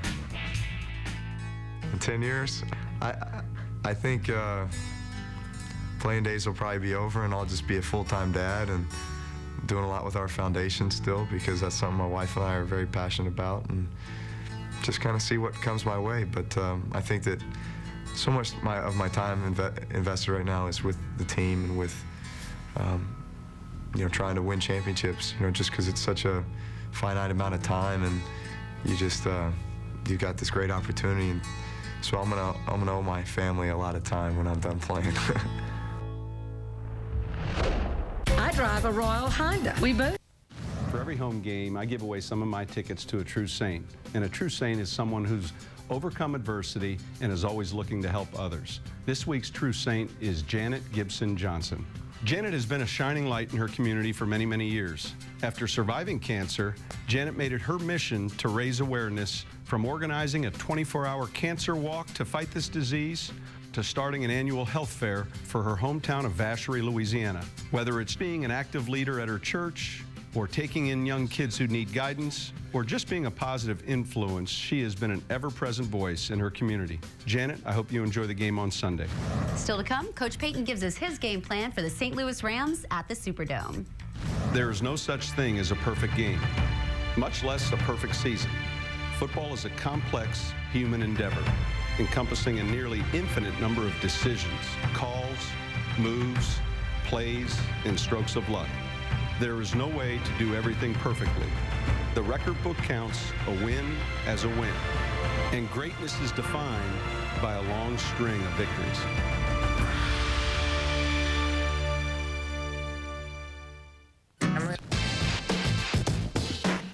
Coach Payton, Irvin Mayfield here. We had 5 wins in a row. This is what I want to ask you. How do we get to number 6 at home against St. Louis? Irvin, you look comfortable at home. It's not going to be easy to win our 6th game in a row, and the main thing is the challenge of the St. Louis Rams coming off of 2 consecutive road victories. They're playing with a lot of confidence, and they sit atop the NFC West. This week's Payton plan is going to talk about a couple of their players and a little bit about their scheme. And the first thing that comes to mind when you look at the St. Louis Rams from a year ago is the play of their rookie quarterback, Sam Bradford. Not only is he executing at a high level, their offensive line has been stabilized. They're playing very well as a unit. They're protecting the football. There's not a lot of turnovers. The feature has always been the running back, Steven Jackson. We had a chance to coach him in 2006. He's a terrific player. He's very smart. He's very durable. And he gives you a lot of different threats running and catching the football. But the focus here is on the quarterback. And for a rookie, you wouldn't know it. When you watch him play, he's got a very quick release. He can throw accurately on the move. You're going to see him get flushed from the pocket and escape to his left. A lot of quarterbacks struggle with this type of throw, but he's very accurate. The release is quick. He doesn't take a lot of sacks, and because of that, they're having that success they're looking for on offense, and they're having that consistency they've been looking for offensively. Defensively, one of the things that you have to be concerned with the Steve Spagnuolo coach team is the multiple pressure looks they give you. And when you put the film on right away, you see linebacker dogs, you see safety blitzes, you see guys walking up in the gaps, and you really have to be on your protection scheme. Your quarterback, your offensive line, the tight ends and running backs need to know exactly who's being blocked and who's free. And the young player we're going to circle is the left defensive end, Chris Long. He's coming into his own. Here's a play. It's an effort play. It's a sack by their left defensive end. He wins with speed, and he's really come in this season and having his best year to date. Here's one of those safety blitzes that we're talking about. The safety kind of holds his depth back here, and you'll see him. This is the weak safety. He'll kind of sit back in coverage. We've got to be able to pay attention to this pre-snap and post-snap. And then at the last minute, he puts himself in a position to disrupt the reverse play. And then again, you see Chris Long finishing. So a lot going on here with this team. They're very much improved from a year ago, and that's why they're winning football games. Those are 2 big elements, really, when you look at this week's Payton's plan. Coach, we've got the Rams this Sunday at home in the Dome, and everybody's wondering about Pierre Thomas and whether or not this week is going to be the week that we see him again. Angie, I think it is. He's had a great week of practice. Last week, he began to get back in the routine. This week, he's been 100%. He's been full go at practice. We plan on playing him this weekend. Well, that's some really exciting news. But either way, it's super important for the fans to really show up because this is our second to last home game of the season. I think you're right. And, you know, we talked about this earlier today with the media. You know, we're challenging the fans. You know, Seattle at home, we were okay. That noise level is going to be critical for us and an important part of our advantage of playing at home. So we look forward to the crowd noise. We look forward to penalties by the St. Louis Rams on offense. Those are all good things. Well, good luck in the game, and we will see you in the Superdome. We'll see you next week. You know, we got some guys on the team that think they're pretty good basketball players. I mean, if you asked me who I thought was the best basketball player, I might say Marcus Colston. Jimmy Graham, I think, is a no-brainer, having played 4 years at University of Miami, although we haven't seen his game. I like to think that, you know, hey, just give me 4 guys, let me play point guard, let me kind of, you know, get the plays all lined up. I can drive and dish, I can shoot a little bit. I got a little bit of everything, but, hey, give me 4 guys. I think we could take on anybody on the team.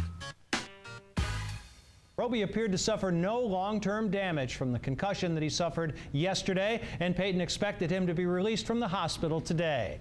Most teams observe an unwritten 24-hour rule that you can celebrate a victory or get over a defeat for 24 hours and then get back to work regardless. That works out just about right for the Saints coaching staff, who will turn their attention fully to the Baltimore Ravens tonight when they are in Houston to meet the Texans. As a coach making preparations, that gives you a little bit of extra information. I think the TV feed oftentimes gives you an aspect to a game that you don't get from the coach's tape, whether it's injuries, whether it's certain things in regards to personnel. So probably here and probably from the TV feed, and then tomorrow on the coach's feed. The streak is over. Back on November 7th, the Saints met Carolina for the second time this season in the first game of the second half of the season, and with 4 games between those meetings. The Saints won that game 34-3. Carolina looked so beaten up, so listless, and so hopeless that I couldn't see Carolina winning another game all season. Unfortunately for them, it looks like I could be uncharacteristically right. Maybe even more unfortunately for the Saints. Santa Claus came early for the Atlanta Falcons. He was dressed as the NFL schedule maker, and he arrived last April when the 2010 schedule was released. The Falcons get to play the Panthers twice in the last 4 games of this season. The first meeting was yesterday in Carolina, where the Panthers put up little resistance in a 31-10 loss. How much do you think they'll put up when they close a probable 1-win season in Atlanta 3 games from now, with the Falcons perhaps needing the victory to become the top seed in the NFC playoffs? Now, no whining here. You play them when and where you're told to play them. Certainly the Rams couldn't have been delighted with a 3-game road trip that they completed here yesterday. Since 2000, 34 teams had played 3 consecutive road games, and only 4 had won them all. The Rams were the 35th, and their loss yesterday dropped the percentage to 11% of those teams that swept all 3. I'm sure there's a good reason why the Panthers and the Falcons season series was confined to the final 4 games. But in Sean Payton's 5 seasons here, the Saints have never played a division foe twice in their last 4 games of any of those seasons. In fact, it's never happened to the Saints since realignment in 2002. This season, the schedule maker called for the Saints to play divisional foes Atlanta, Carolina, and Tampa Bay once in the first half of the season and once in the second half. Now, that would seem to be the fair way to do things, with as many games as possible between those meetings, so each team gets a chance to be healthier in one game or the other, with each team getting a chance to be equally as motivated in one game or the other. Again, no whining here. The NFL helps those who help themselves. But it certainly appears the Saints got no help from the schedule maker this year, and it'll be a Christmas miracle if they get any from the Carolina Panthers either. Bradley Handwerger and myself chatting about the Saints on WWLTV.com, coming up at 6:30. With Sports Director Ed Daniels. The Saints will audition from within to replace kick returner Courtney Roby, who suffered a knee to the head in Sunday's Saints win over the Rams. Sean Payton said running back Pierre Thomas and wide receiver Robert Meacham are 2 possibles. Payton said Roby has some soreness in his neck and will be treated like a player who has suffered a concussion. Next up for the Saints at Baltimore, where the Saints are in an unusual role as underdogs. You want injury information because the fan wants injury information because they want to know who to play and who not to play in fantasy. And I get that. And so that has kind of taken more of the attention towards one aspect of it and away from the old, hey, this is what the spread is. More on that in a minute. And the Vikings and Giants are underway in Detroit. Brett Favre is inactive. His streak of consecutive starts ends at 297 games. The best in Metro Prep football was under. Ignoring the obvious cost the Rams and their 31-13 loss to the Saints. That in tonight's breakdown. The NFL is supposed to be a league of intense study and attention to detail. So why on 3rd and 3 are the Rams giving wide receiver Lance Moore this much room? Drew Brees throws to Moore for a gain of 9, a gain that keeps the Saints' opening drive alive. Later, Brees threw to Moore again on 3rd and 8 from the Saints' 41. Again, Moore gets too much room, and it's an easy gain of 12. The Saints would score touchdowns on their first 2 possessions and never be threatened. Drew Brees tossed 3 touchdown passes against the Rams, but he also threw 2 interceptions. Brees has now tied his career high with 18 interceptions in a season. Drew Brees has thrown at least 1 pick in 9 straight games, and he doesn't like it. I'm very frustrated when I feel like you have a really good day, and yet it's marred by a few interceptions, regardless of how they happen. And the Saints were at Baltimore Sunday for a noon kickoff Central Time, of course 1 o'clock Eastern. Which brings us to tonight's commentary. At his weekly press conference, you heard Sean Payton say that fantasy football trumps the point spread. Not in the Saints locker room this week. The edgy Payton never misses a chance to tweak his team. And this week, he'll remind them that the Saints are 2.5-point underdogs to the Ravens, who are 8-4 heading into tonight's game at Houston. The Saints are Super Bowl champs. They have won 10 of 13 games and are getting healthy. Yet they are underdogs. When Payton says the point spread has diminished in importance, don't believe a word of it. The U word, underdog, will this week hover over the Saints facility. So this is the last word on sports. 4th down on 4 starts now. And it's intercepted by Malcolm Jenkins. Intercepted at the goal line. Picked off by Darren Sharper. Jenkins all the way for the touchdown. Not going to get him for 99-yard return. And how things change in a hurry.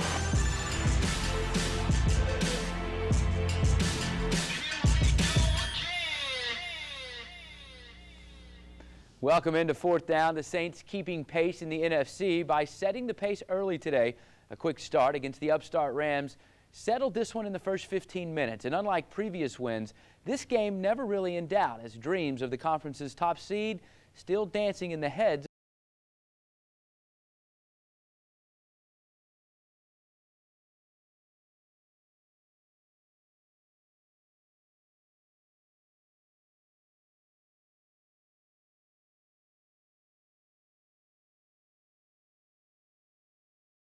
The Saints offense was like a metronome, methodically in rhythm, led by their conductor. Drew Brees found 6 different receivers on the Saints' opening drive, a 13-play symphony that went 72 yards and gave the Saints a 7-0 lead. Even when it appeared the Rams would keep the beat, the Saints beat them back with an opportunistic turnover produced by today's birthday boy, Roman Harper. But not even an odd substitution penalty could knock the Saints off kilter. A 3rd down and goal at the 2 turned into a 3rd and 17. Very next play, Brees to Colston, part 2. That bang-bang play made it 14-0 and capped off one of the most dominating quarters of the season. The Saints held possession for 13 minutes. The Rams only 2. The Saints had 148 yards of offense. The Rams, 47. It was just a matter of kind of getting into, finding our rhythm a little bit, just trying to, fit guys in and everybody kind of find their role and their niche. And I feel like, we're clicking right now. Just before half, a moment of perspective following a fumbled kickoff. The 70,000 fans, every player and every coach quickly forgetting about the ball on the ground as Courtney Roby remained there as well. Roby was stabilized and carted off the field to the chant of his name. The news from the Saints was good. Roby had feeling in his extremities and was taken to a local hospital. I felt pretty good after I had walked out and had a chance just to visit with him a little bit and saw him moving. And I know they wanted to stabilize it like they normally would do as a precautionary measure, but I felt better after I had seen him. So I'll wait and get some updates here, but that was appeared to be positive news. Back on the field, the negative of the turnover quickly became positive as well. We had just came off a long timeout. The crowd was out of it, so we knew they would try to get some momentum right there. So we kind of just played back a little two-shell, and he tried to force one in there. Yeah, it was awesome. We get the fumble on special teams, and all of a sudden giving them an opportunity to narrow the gap to 14-13. That's a 14-point swing. And a 15-point lead into the locker room. A familiar spot for the Saints of late, but unlike the last few weeks where big leads almost became bigger meltdowns, the Saints defense turned up the pressure on rookie Sam Bradford, eventually forcing another goal line interception. A comeback never became an issue, much less a reality. The last couple of weeks we were up, just about the same score the past 2 weeks, and defensively we kind of had some letdowns. We wanted to come out here, set the tone in the second half. We knew we were going to have to kick off. We wanted to go out there and try and get the ball back to our offense.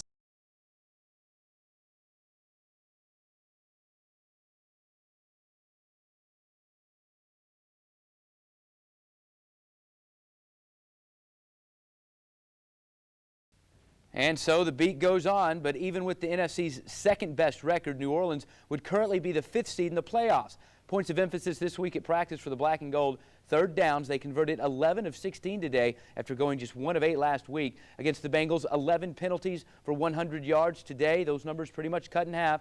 Breeze started strong. His 2 picks, though, marring an otherwise brilliant day. Colston's 2 scores, giving him 40 for his career. He's just the 4th Saints player in Saints history to reach that mark, joining Deuce, Dalton Hilliard, Joe Horn, and Eric Martin.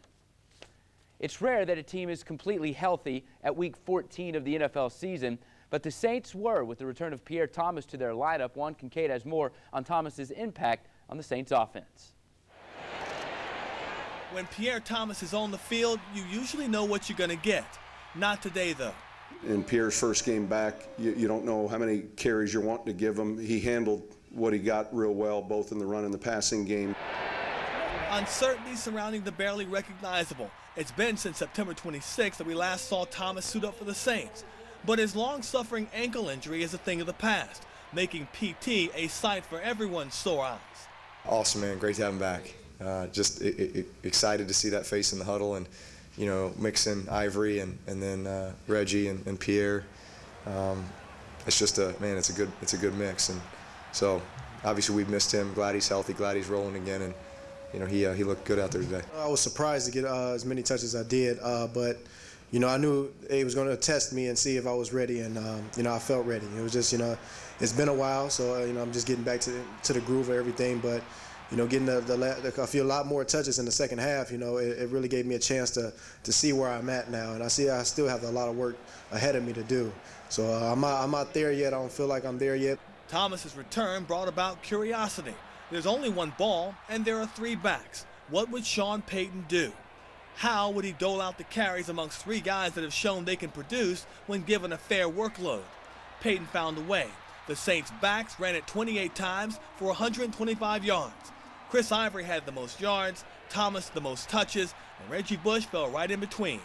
It's not me, it's about us, you know, and I think that's, you know, a good thing to have when with a team, you know, if you want to go far. It starts with the guys understanding that there's a greater purpose here than our individual achievements and our individual goals. You know, guys know that, you know, if we play within the system and you know, if we you know, make plays when our number's called, you know, we're going to be effective. We're going to be a good offense. With the return of Thomas now and Bush 2 weeks ago, opposing defenses from here on out will have their hands full. Things the offense couldn't do with consistent success then, they now can, like the screen pass. A lot of people was looking forward to the screens. You know, the screens were, you know, it worked all right. You know, we did a good job on our screen game. You know, still got to work a lot more in a lot of areas, you know, especially with the screen. You know, I have to set it up a lot more, you know, with my offensive line, and, you know, I have to read the defense a lot. But I just felt great. The only concern within this group right now, the health of Chris Ivory. A hamstring injury forced him to sit the entire second half. The good news is the depth is there, led by Pierre and Reggie. Thomas had 16 touches on the afternoon, Scott, but the most important number in those 16, 4 receptions, the 3rd leading receiver on the Saints roster today. I think that's where this team is going to really benefit from him being back, a guy that can catch the ball out of the backfield. Look, no one runs the screen pass better when he's in the lineup than the Saints do. You saw they ran twice today, got big yards each time he was back there. But I think a bigger concern right now for Sean Payton is going to be the health of Chris Ivory. He runs so hard that it's becoming an issue, it seems like, every game. The last home game, the shoulder issue, the hamstring issue this time, and the hamstrings were a problem with him back in college. Is he durable enough to be in that role that they want him to be in? And the kind of running back he wants to be. Chris Ivory is a guy that wants to pound the ball. But the lifespan in the NFL of a running back is, what, 3.5, 4 years? At his rate, he may not make it to 3 years. This is a guy that doesn't back down from anyone. We're hearing that an MRI is going to happen tomorrow on his hamstring. He said he didn't think he could play the second half because if he ran and fully stretched out, he might have popped it. But if there's one area where the Saints are strongest at right now, I would say it's running back. Got Julius Jones waiting behind him. He's inactive today. Also strong in the secondary, Roman Harper turning 28 yesterday. His birthday celebration tonight, probably an instant classic, not just because of the win and the forced turnover he had against the Rams, but the shots not only his teammates will be buying for him, but giving him after the Pro Bowl safety simply ran out of gas. It came after an apparent fumble on the goal line. Harper scooping up the loose football and appeared to be on his way to score a touchdown. But after passing midfield, the Alabama product, well, he just hit a wall and was eventually caught by Rams quarterback Sam Bradford. But after the game, Harper insists that wasn't exactly how it happened. He never caught me because he didn't touch me. I decided to run out of bounds. I'm trying to be respectful, not run up the score.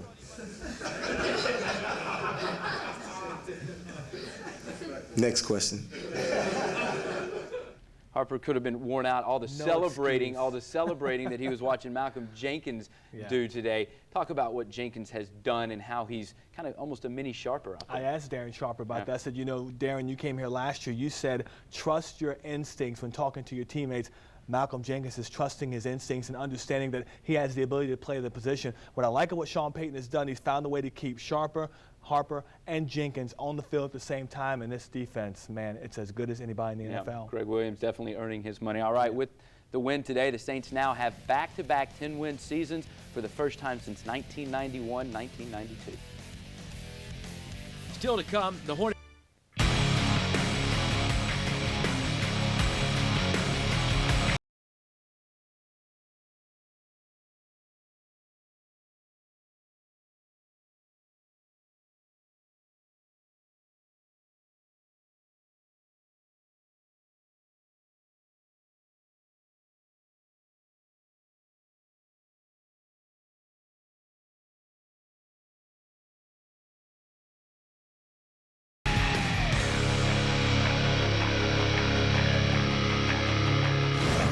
Welcome to the Sean Payton Show. I'm Angelina Swords. And I'm Sean Payton. Coach, we're 10-3, and we really looked like we were firing on all cylinders against the Rams last weekend.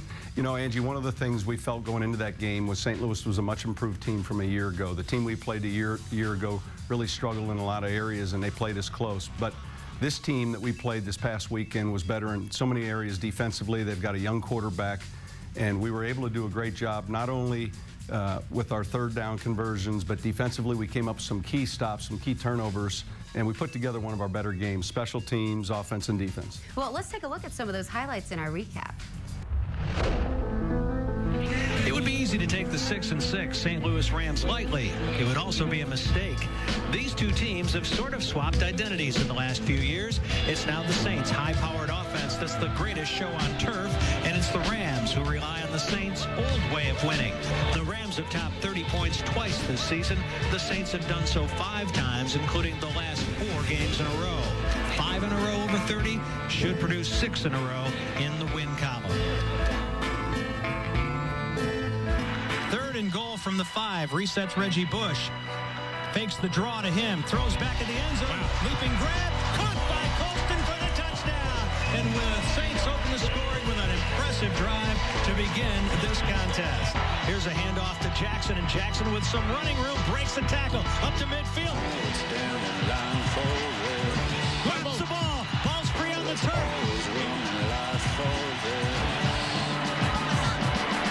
Out of the shotgun, throws, and it is going to be caught by Colston. A leaping grab, a sensational 17-yard strike, and Colston's in the end zone for the 2nd time in the 1st quarter. Here we are now going to the side. I pick up my friends and we start to ride. Ride all night, yeah, we ride all day. Some may call love. Jones puts it down. Brown puts it up. It's got the leg and it's got the direction. And it'll bring up 2nd and 4 with the line of scrimmage, the Saint 15-yard line. 5-step drop. Here's Bradford throwing. And it's intercepted. Coming up the far side with it is Malcolm Jenkins. Malcolm Jenkins slips a tackle. He's going to go all the way. Malcolm Jenkins, 10, 5, touchdown. 96 yards on the return. Malcolm Jenkins picks a great time to pick off his first interception of the season. Breeze looks left and throws. He's got a receiver wide open. Lance Moore, touchdown. A 31-yard touchdown strike. Garrett Hartley has made his last 5 field goal attempts. This one's from 40 yards out, and it is good. Garrett Hartley, 6 for his last 6, extending the Saints lead. At the Saints 7-yard line. Bradford throws, and it's going to be intercepted at the goal line again. This is Malcolm Jenkins once more. His second interception of the day prevents the Rams from putting it in the end zone once again. The Lombardi Trophy winners are invincible in their last 6 games. It's the Saints 31 and the Rams 13. We're going to take a look back at a couple key plays in our win versus the St. Louis Rams from last weekend. The first play we're going to pull up is a 3rd and 17 conversion on our 17-yard line going in after we took the penalty on Jimmy Graham's touchdown. But you are going to see a Drew Brees classic and a Marcus Colston classic right here. The play is real simple. It's smash Key West, and it's a term we use to attack Tampa 2. We're going to sit Jeremy Shockey down in the middle of this defense. We're going to put the inside slot receiver on the field corner. We're going to run a hitch outside. We're going to put Reggie Bush on a hitch outside. And the only difference here is instead of Marcus Colston running a corner route, he's going to cross this safety's face for a big play. And there's that little window right behind the underneath defender, and Drew finds Marcus Colston, who's a tremendously big target, especially in the red area. Again, he gets the clearance off the line of scrimmage, finds that window. When you convert a 3rd and 17 for a touchdown, it gives you a tremendous amount of confidence. Your offense at that point was up, as a team, we were up 14-0, but we felt like we were moving and operating on all cylinders. So the play of the game, though, comes on defense. And you're going to see the Rams run what we call a little double move. This receiver at the top is going to pretend he's running a little bench route, and then he's going to take off. And the corner on this play jumps this thing pretty hard. You'll see Tracy, he'll play this hard down inside. The only thing different, though, is we're in one of these cover 2 modes as well. So both safeties are working the halves, and Malcolm Jenkins does a great job of watching the quarterback's eyes, studying the intentions, and so although the corner is beat, Malcolm's not. And so when the quarterback makes this throw, he thinks he's got an open receiver at the top, and you can see what he's seeing. Watch the receiver at the top kind of fake that in cut, and the corner sits on that very hard. But in behind it is Malcolm, and he cuts this thing and ends up going 95 yards for a touchdown. He does a great job. We're always mindful of blocking for a defender that's got the ball, but never blocking, all right, when we're behind the play. Will Smith has a lot to do with this play as well. Watch his penetration and watch that affect the quarterback. Not only his throw, but it affects his vision. Malcolm plays right where he needs to be, cuts the route, and ends up with a huge play. So we come out of it without them scoring any points. We get an extra 7 right before half. That was the key play of the game, but those were just a couple in a big win versus St. Louis. Up next, we go one-on-one with the Saints' secondary superstar, Malcolm Jenkins.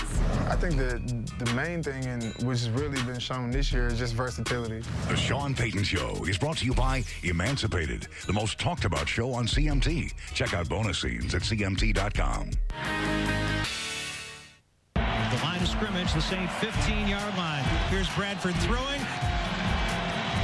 And it's intercepted. Coming up the far sideline with it is Malcolm Jenkins. He's going to go all the way. 10, 5, touchdown. Malcolm Jenkins named Defensive Player of the Week after the game against the Rams, and that makes it twice in the last 3 weeks that he's been named to that honor. I mean, he's been a pretty significant playmaker for you guys. There's no question. He's been a tremendous impact on our defense this year.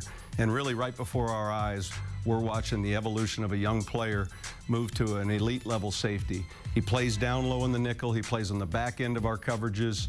And this past week, he comes up with 2 interceptions against the St. Louis Rams. One we talked about earlier for a touchdown, which I thought was a huge play right before the half. And then, of course, we all remember the Thanksgiving game in Dallas.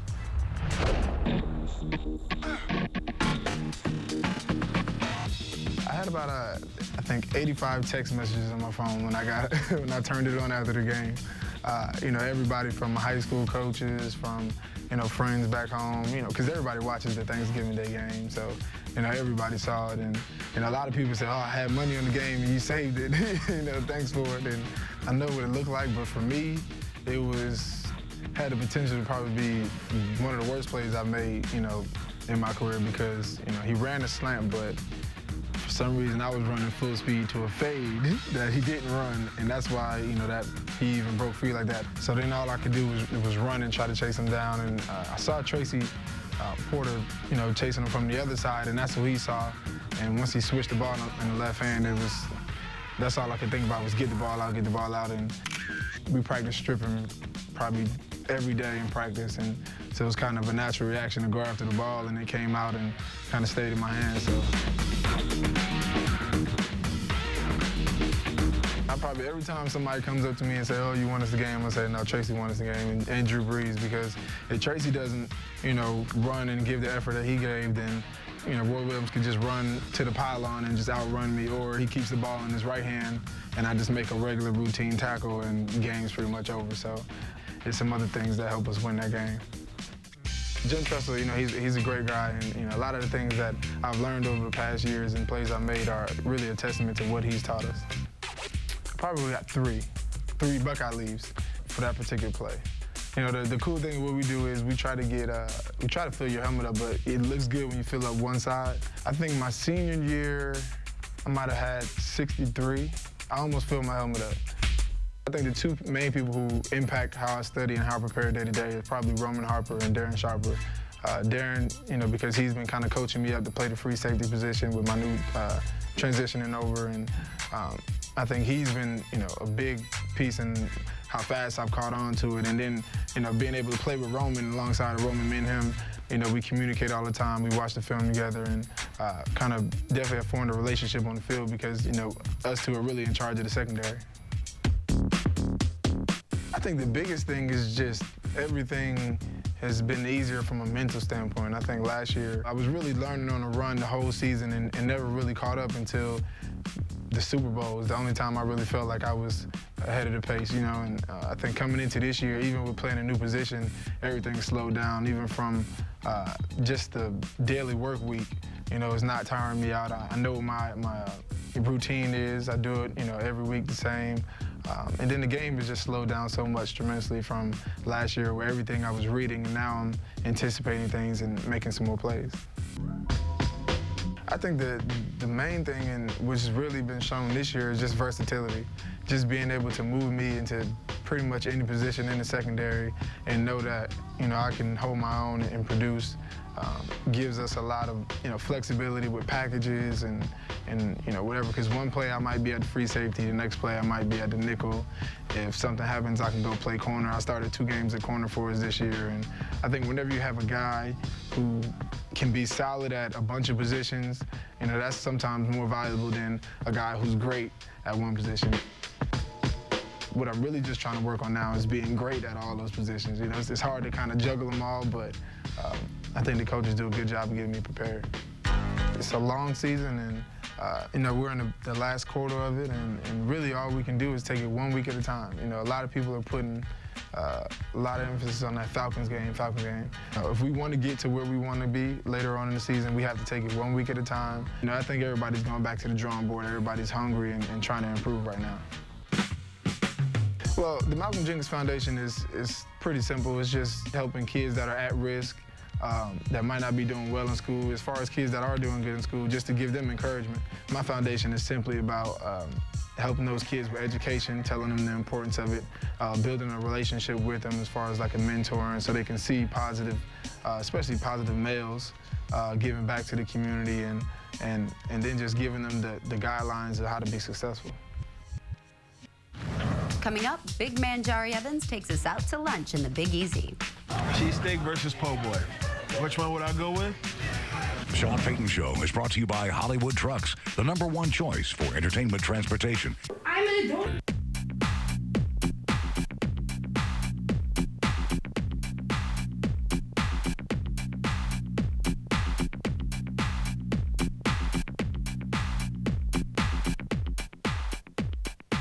The Saints offensive line has been really solid lately, and Brees was hardly hit in this last game except for the sack at the very end, and the guys just did a really great job of neutralizing the Rams. There was a key matchup in that game, and it was our offensive line versus their defensive front. They've been rushing the passer very well this season, and one of the things we challenged our linemen with was not only protecting for Drew Brees, but us being efficient running the football. And this was one game when you watch the film, clearly we dominated that battle, and it's a credit to those 5 guys because the success we have on offense starts with those 5 guys on the offensive line. They're led by a number of Pro Bowl players, most notably Jari Evans at right guard. He was outstanding. Stinchcomb was outstanding. Carl, Jonathan Goodwin, Jermon Bushrod.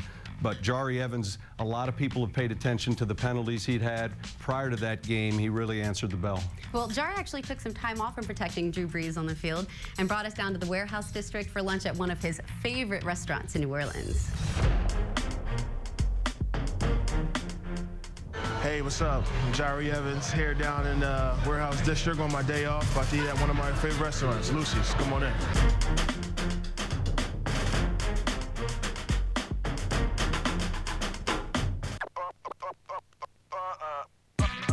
I grew up in Philly, from Philadelphia, a little bit different from New Orleans. The food is great here. Philly, you know, food is good too, but New Orleans food is just a little different. You know, it has that good Southern cooking. And cheesesteak versus po' boy. All right, which one would I go with? I would have to say the cheesesteak. I do like the po' boys. Po' boys are nice, but they're 2 different sandwiches though. The rolls look the same. Po' boy's the French rolls. Cheesesteak is the, you know, Kaiser rolls, a little softer rolls. So, you know, just something about cheesesteak. You know, the greasy cheesesteak, the cheese, all the different toppings on it. It's amazing. I played all sports, baseball, basketball, football, but I didn't really play football until high school. I was always too big to play in the Pound League, so that's why I didn't play organized football until high school. So, but then once I got out there, you know, just loved the game. When I was in high school, I got hurt, so I didn't play my whole senior year. I had a lot of colleges coming after me my junior year, but once I got hurt, you know, they kind of backed out. But Bloomsburg was one of the 4-year colleges that offered me a scholarship. I won a lot of games there. I think I only lost maybe about 5 or 6 games in my whole 4 years there. So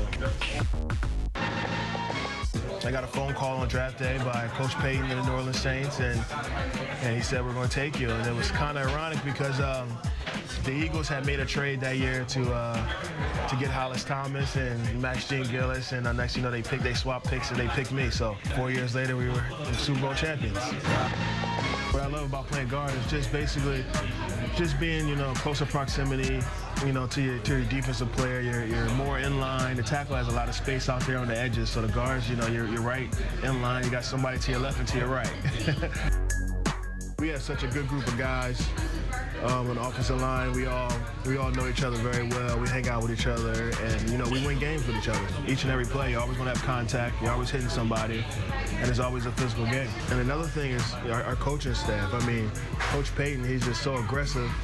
We can put up so many points at any given time. You know what I mean? So with all those things together, you know, the coaching staff and the players, it's a joy to be with the Saints.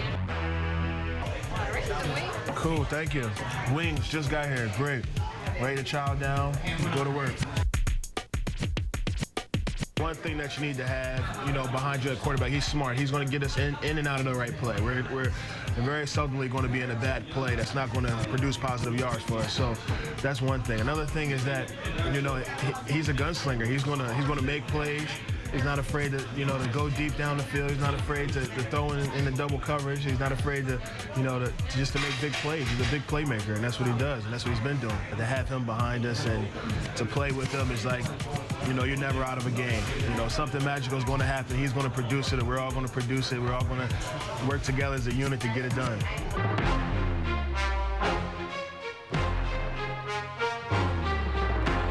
Finished up here at Lucy's, taking some to-go menus out of here, heading home, relaxation. Take it easy. Peace. Still to come, Coach breaks down this week's matchup against the Baltimore Ravens. There is no such thing as a perfect. This week's Payton's plan has got a ton of challenges, and we start with Baltimore's defense. Defensively now, we could spend an hour on this team. They've had a great tradition over the last 10 years, and it starts with the inside linebacker, 52, Ray Lewis. You're also going to see Destrehan's Ed Reed playing back at the free safety position. He was out earlier in the season. He's back off of injury and now playing real well. Terrell Suggs is who we're going to feature on, though, with this clip. He gets a good jump on the snap count. He wins with speed here. He keeps the play alive. He plays with great effort, great energy, and he's got long arms. Now, let's switch gears to Ed Reed. This is another great player for them. He lines up and plays free safety. Sometimes you'll see him play in the strong safety position, but he's their ball hawk on the back end. The one thing Drew Brees knows going into this game is we got to constantly pay attention with our eyes as to where Ed Reed's at. One of the best ways to still a safety or freeze a safety is to look directly at him. But if you fall asleep looking at a specific player or even a route inside, Ed Reed will break on it, anticipate it. He's got great instincts and great ball skills. So here's a tight end for the Texans just running a little Y-stick nod. Reed sits on it, gets a break, and before the ball gets to the tight end, he makes the deflection. He's a fantastic safety with great ball skills, so he's dangerous. We got to know where he's at with each play. The last player we'll talk about is the inside linebacker, Ray Lewis. He's the quarterback of this defense. He's one of the elite players at our level and also clearly one of the leaders of their team. He plays with a high intensity. He's very, very physical and does a great job still moving sideline to sideline. Now, Baltimore gives up some yards on this play, but the reason we put it on here is it just demonstrates his speed still at this age. So it's a little bit of an empty play. Pittsburgh runs, they get everyone out, and they throw one of these little quick screens out to the wide receiver. Ray Lewis covers the ground, east and west, and still makes plays sideways to sideways. So he's effective in the paint. One of the best things he does is just support some of the two-back runs that he sees, but he doesn't come off the field in the nickel. He stays on in the base. Here he's defending the nickel. Those are part of this week's Payton's plan. We could spend another half an hour on this team, but we're playing a very good football team on the road. We're going to have to play some of our best football to defeat the Baltimore Ravens. Coach, you travel to Baltimore on Sunday to take on the Ravens, and everybody knows this is a pretty tough team, but it's also the tough weather conditions that you faced in Cincinnati, too. Well, when you look at the schedule and you look at December and you start looking at your opponents, this was one game and you knew Baltimore was going to be in the thick of things playoff-wise. They're 9-4 right now. They're one of the elite teams in the AFC. They've got a great tradition. Coach Harbaugh's done a great job with a young team and some experienced veterans. Ed Reed, who's a local player, Ray Lewis at linebacker, Terrell Suggs on their defense, and then on their offense, they've got a lot of weapons, a lot of receivers they've acquired in the last 2 or 3 seasons. So on the road against a very, very good AFC opponent, dealing with the weather, all those things will be factors. Well, best of luck in the game. Travel safe and try to stay warm. Thank you. We'll see you next week.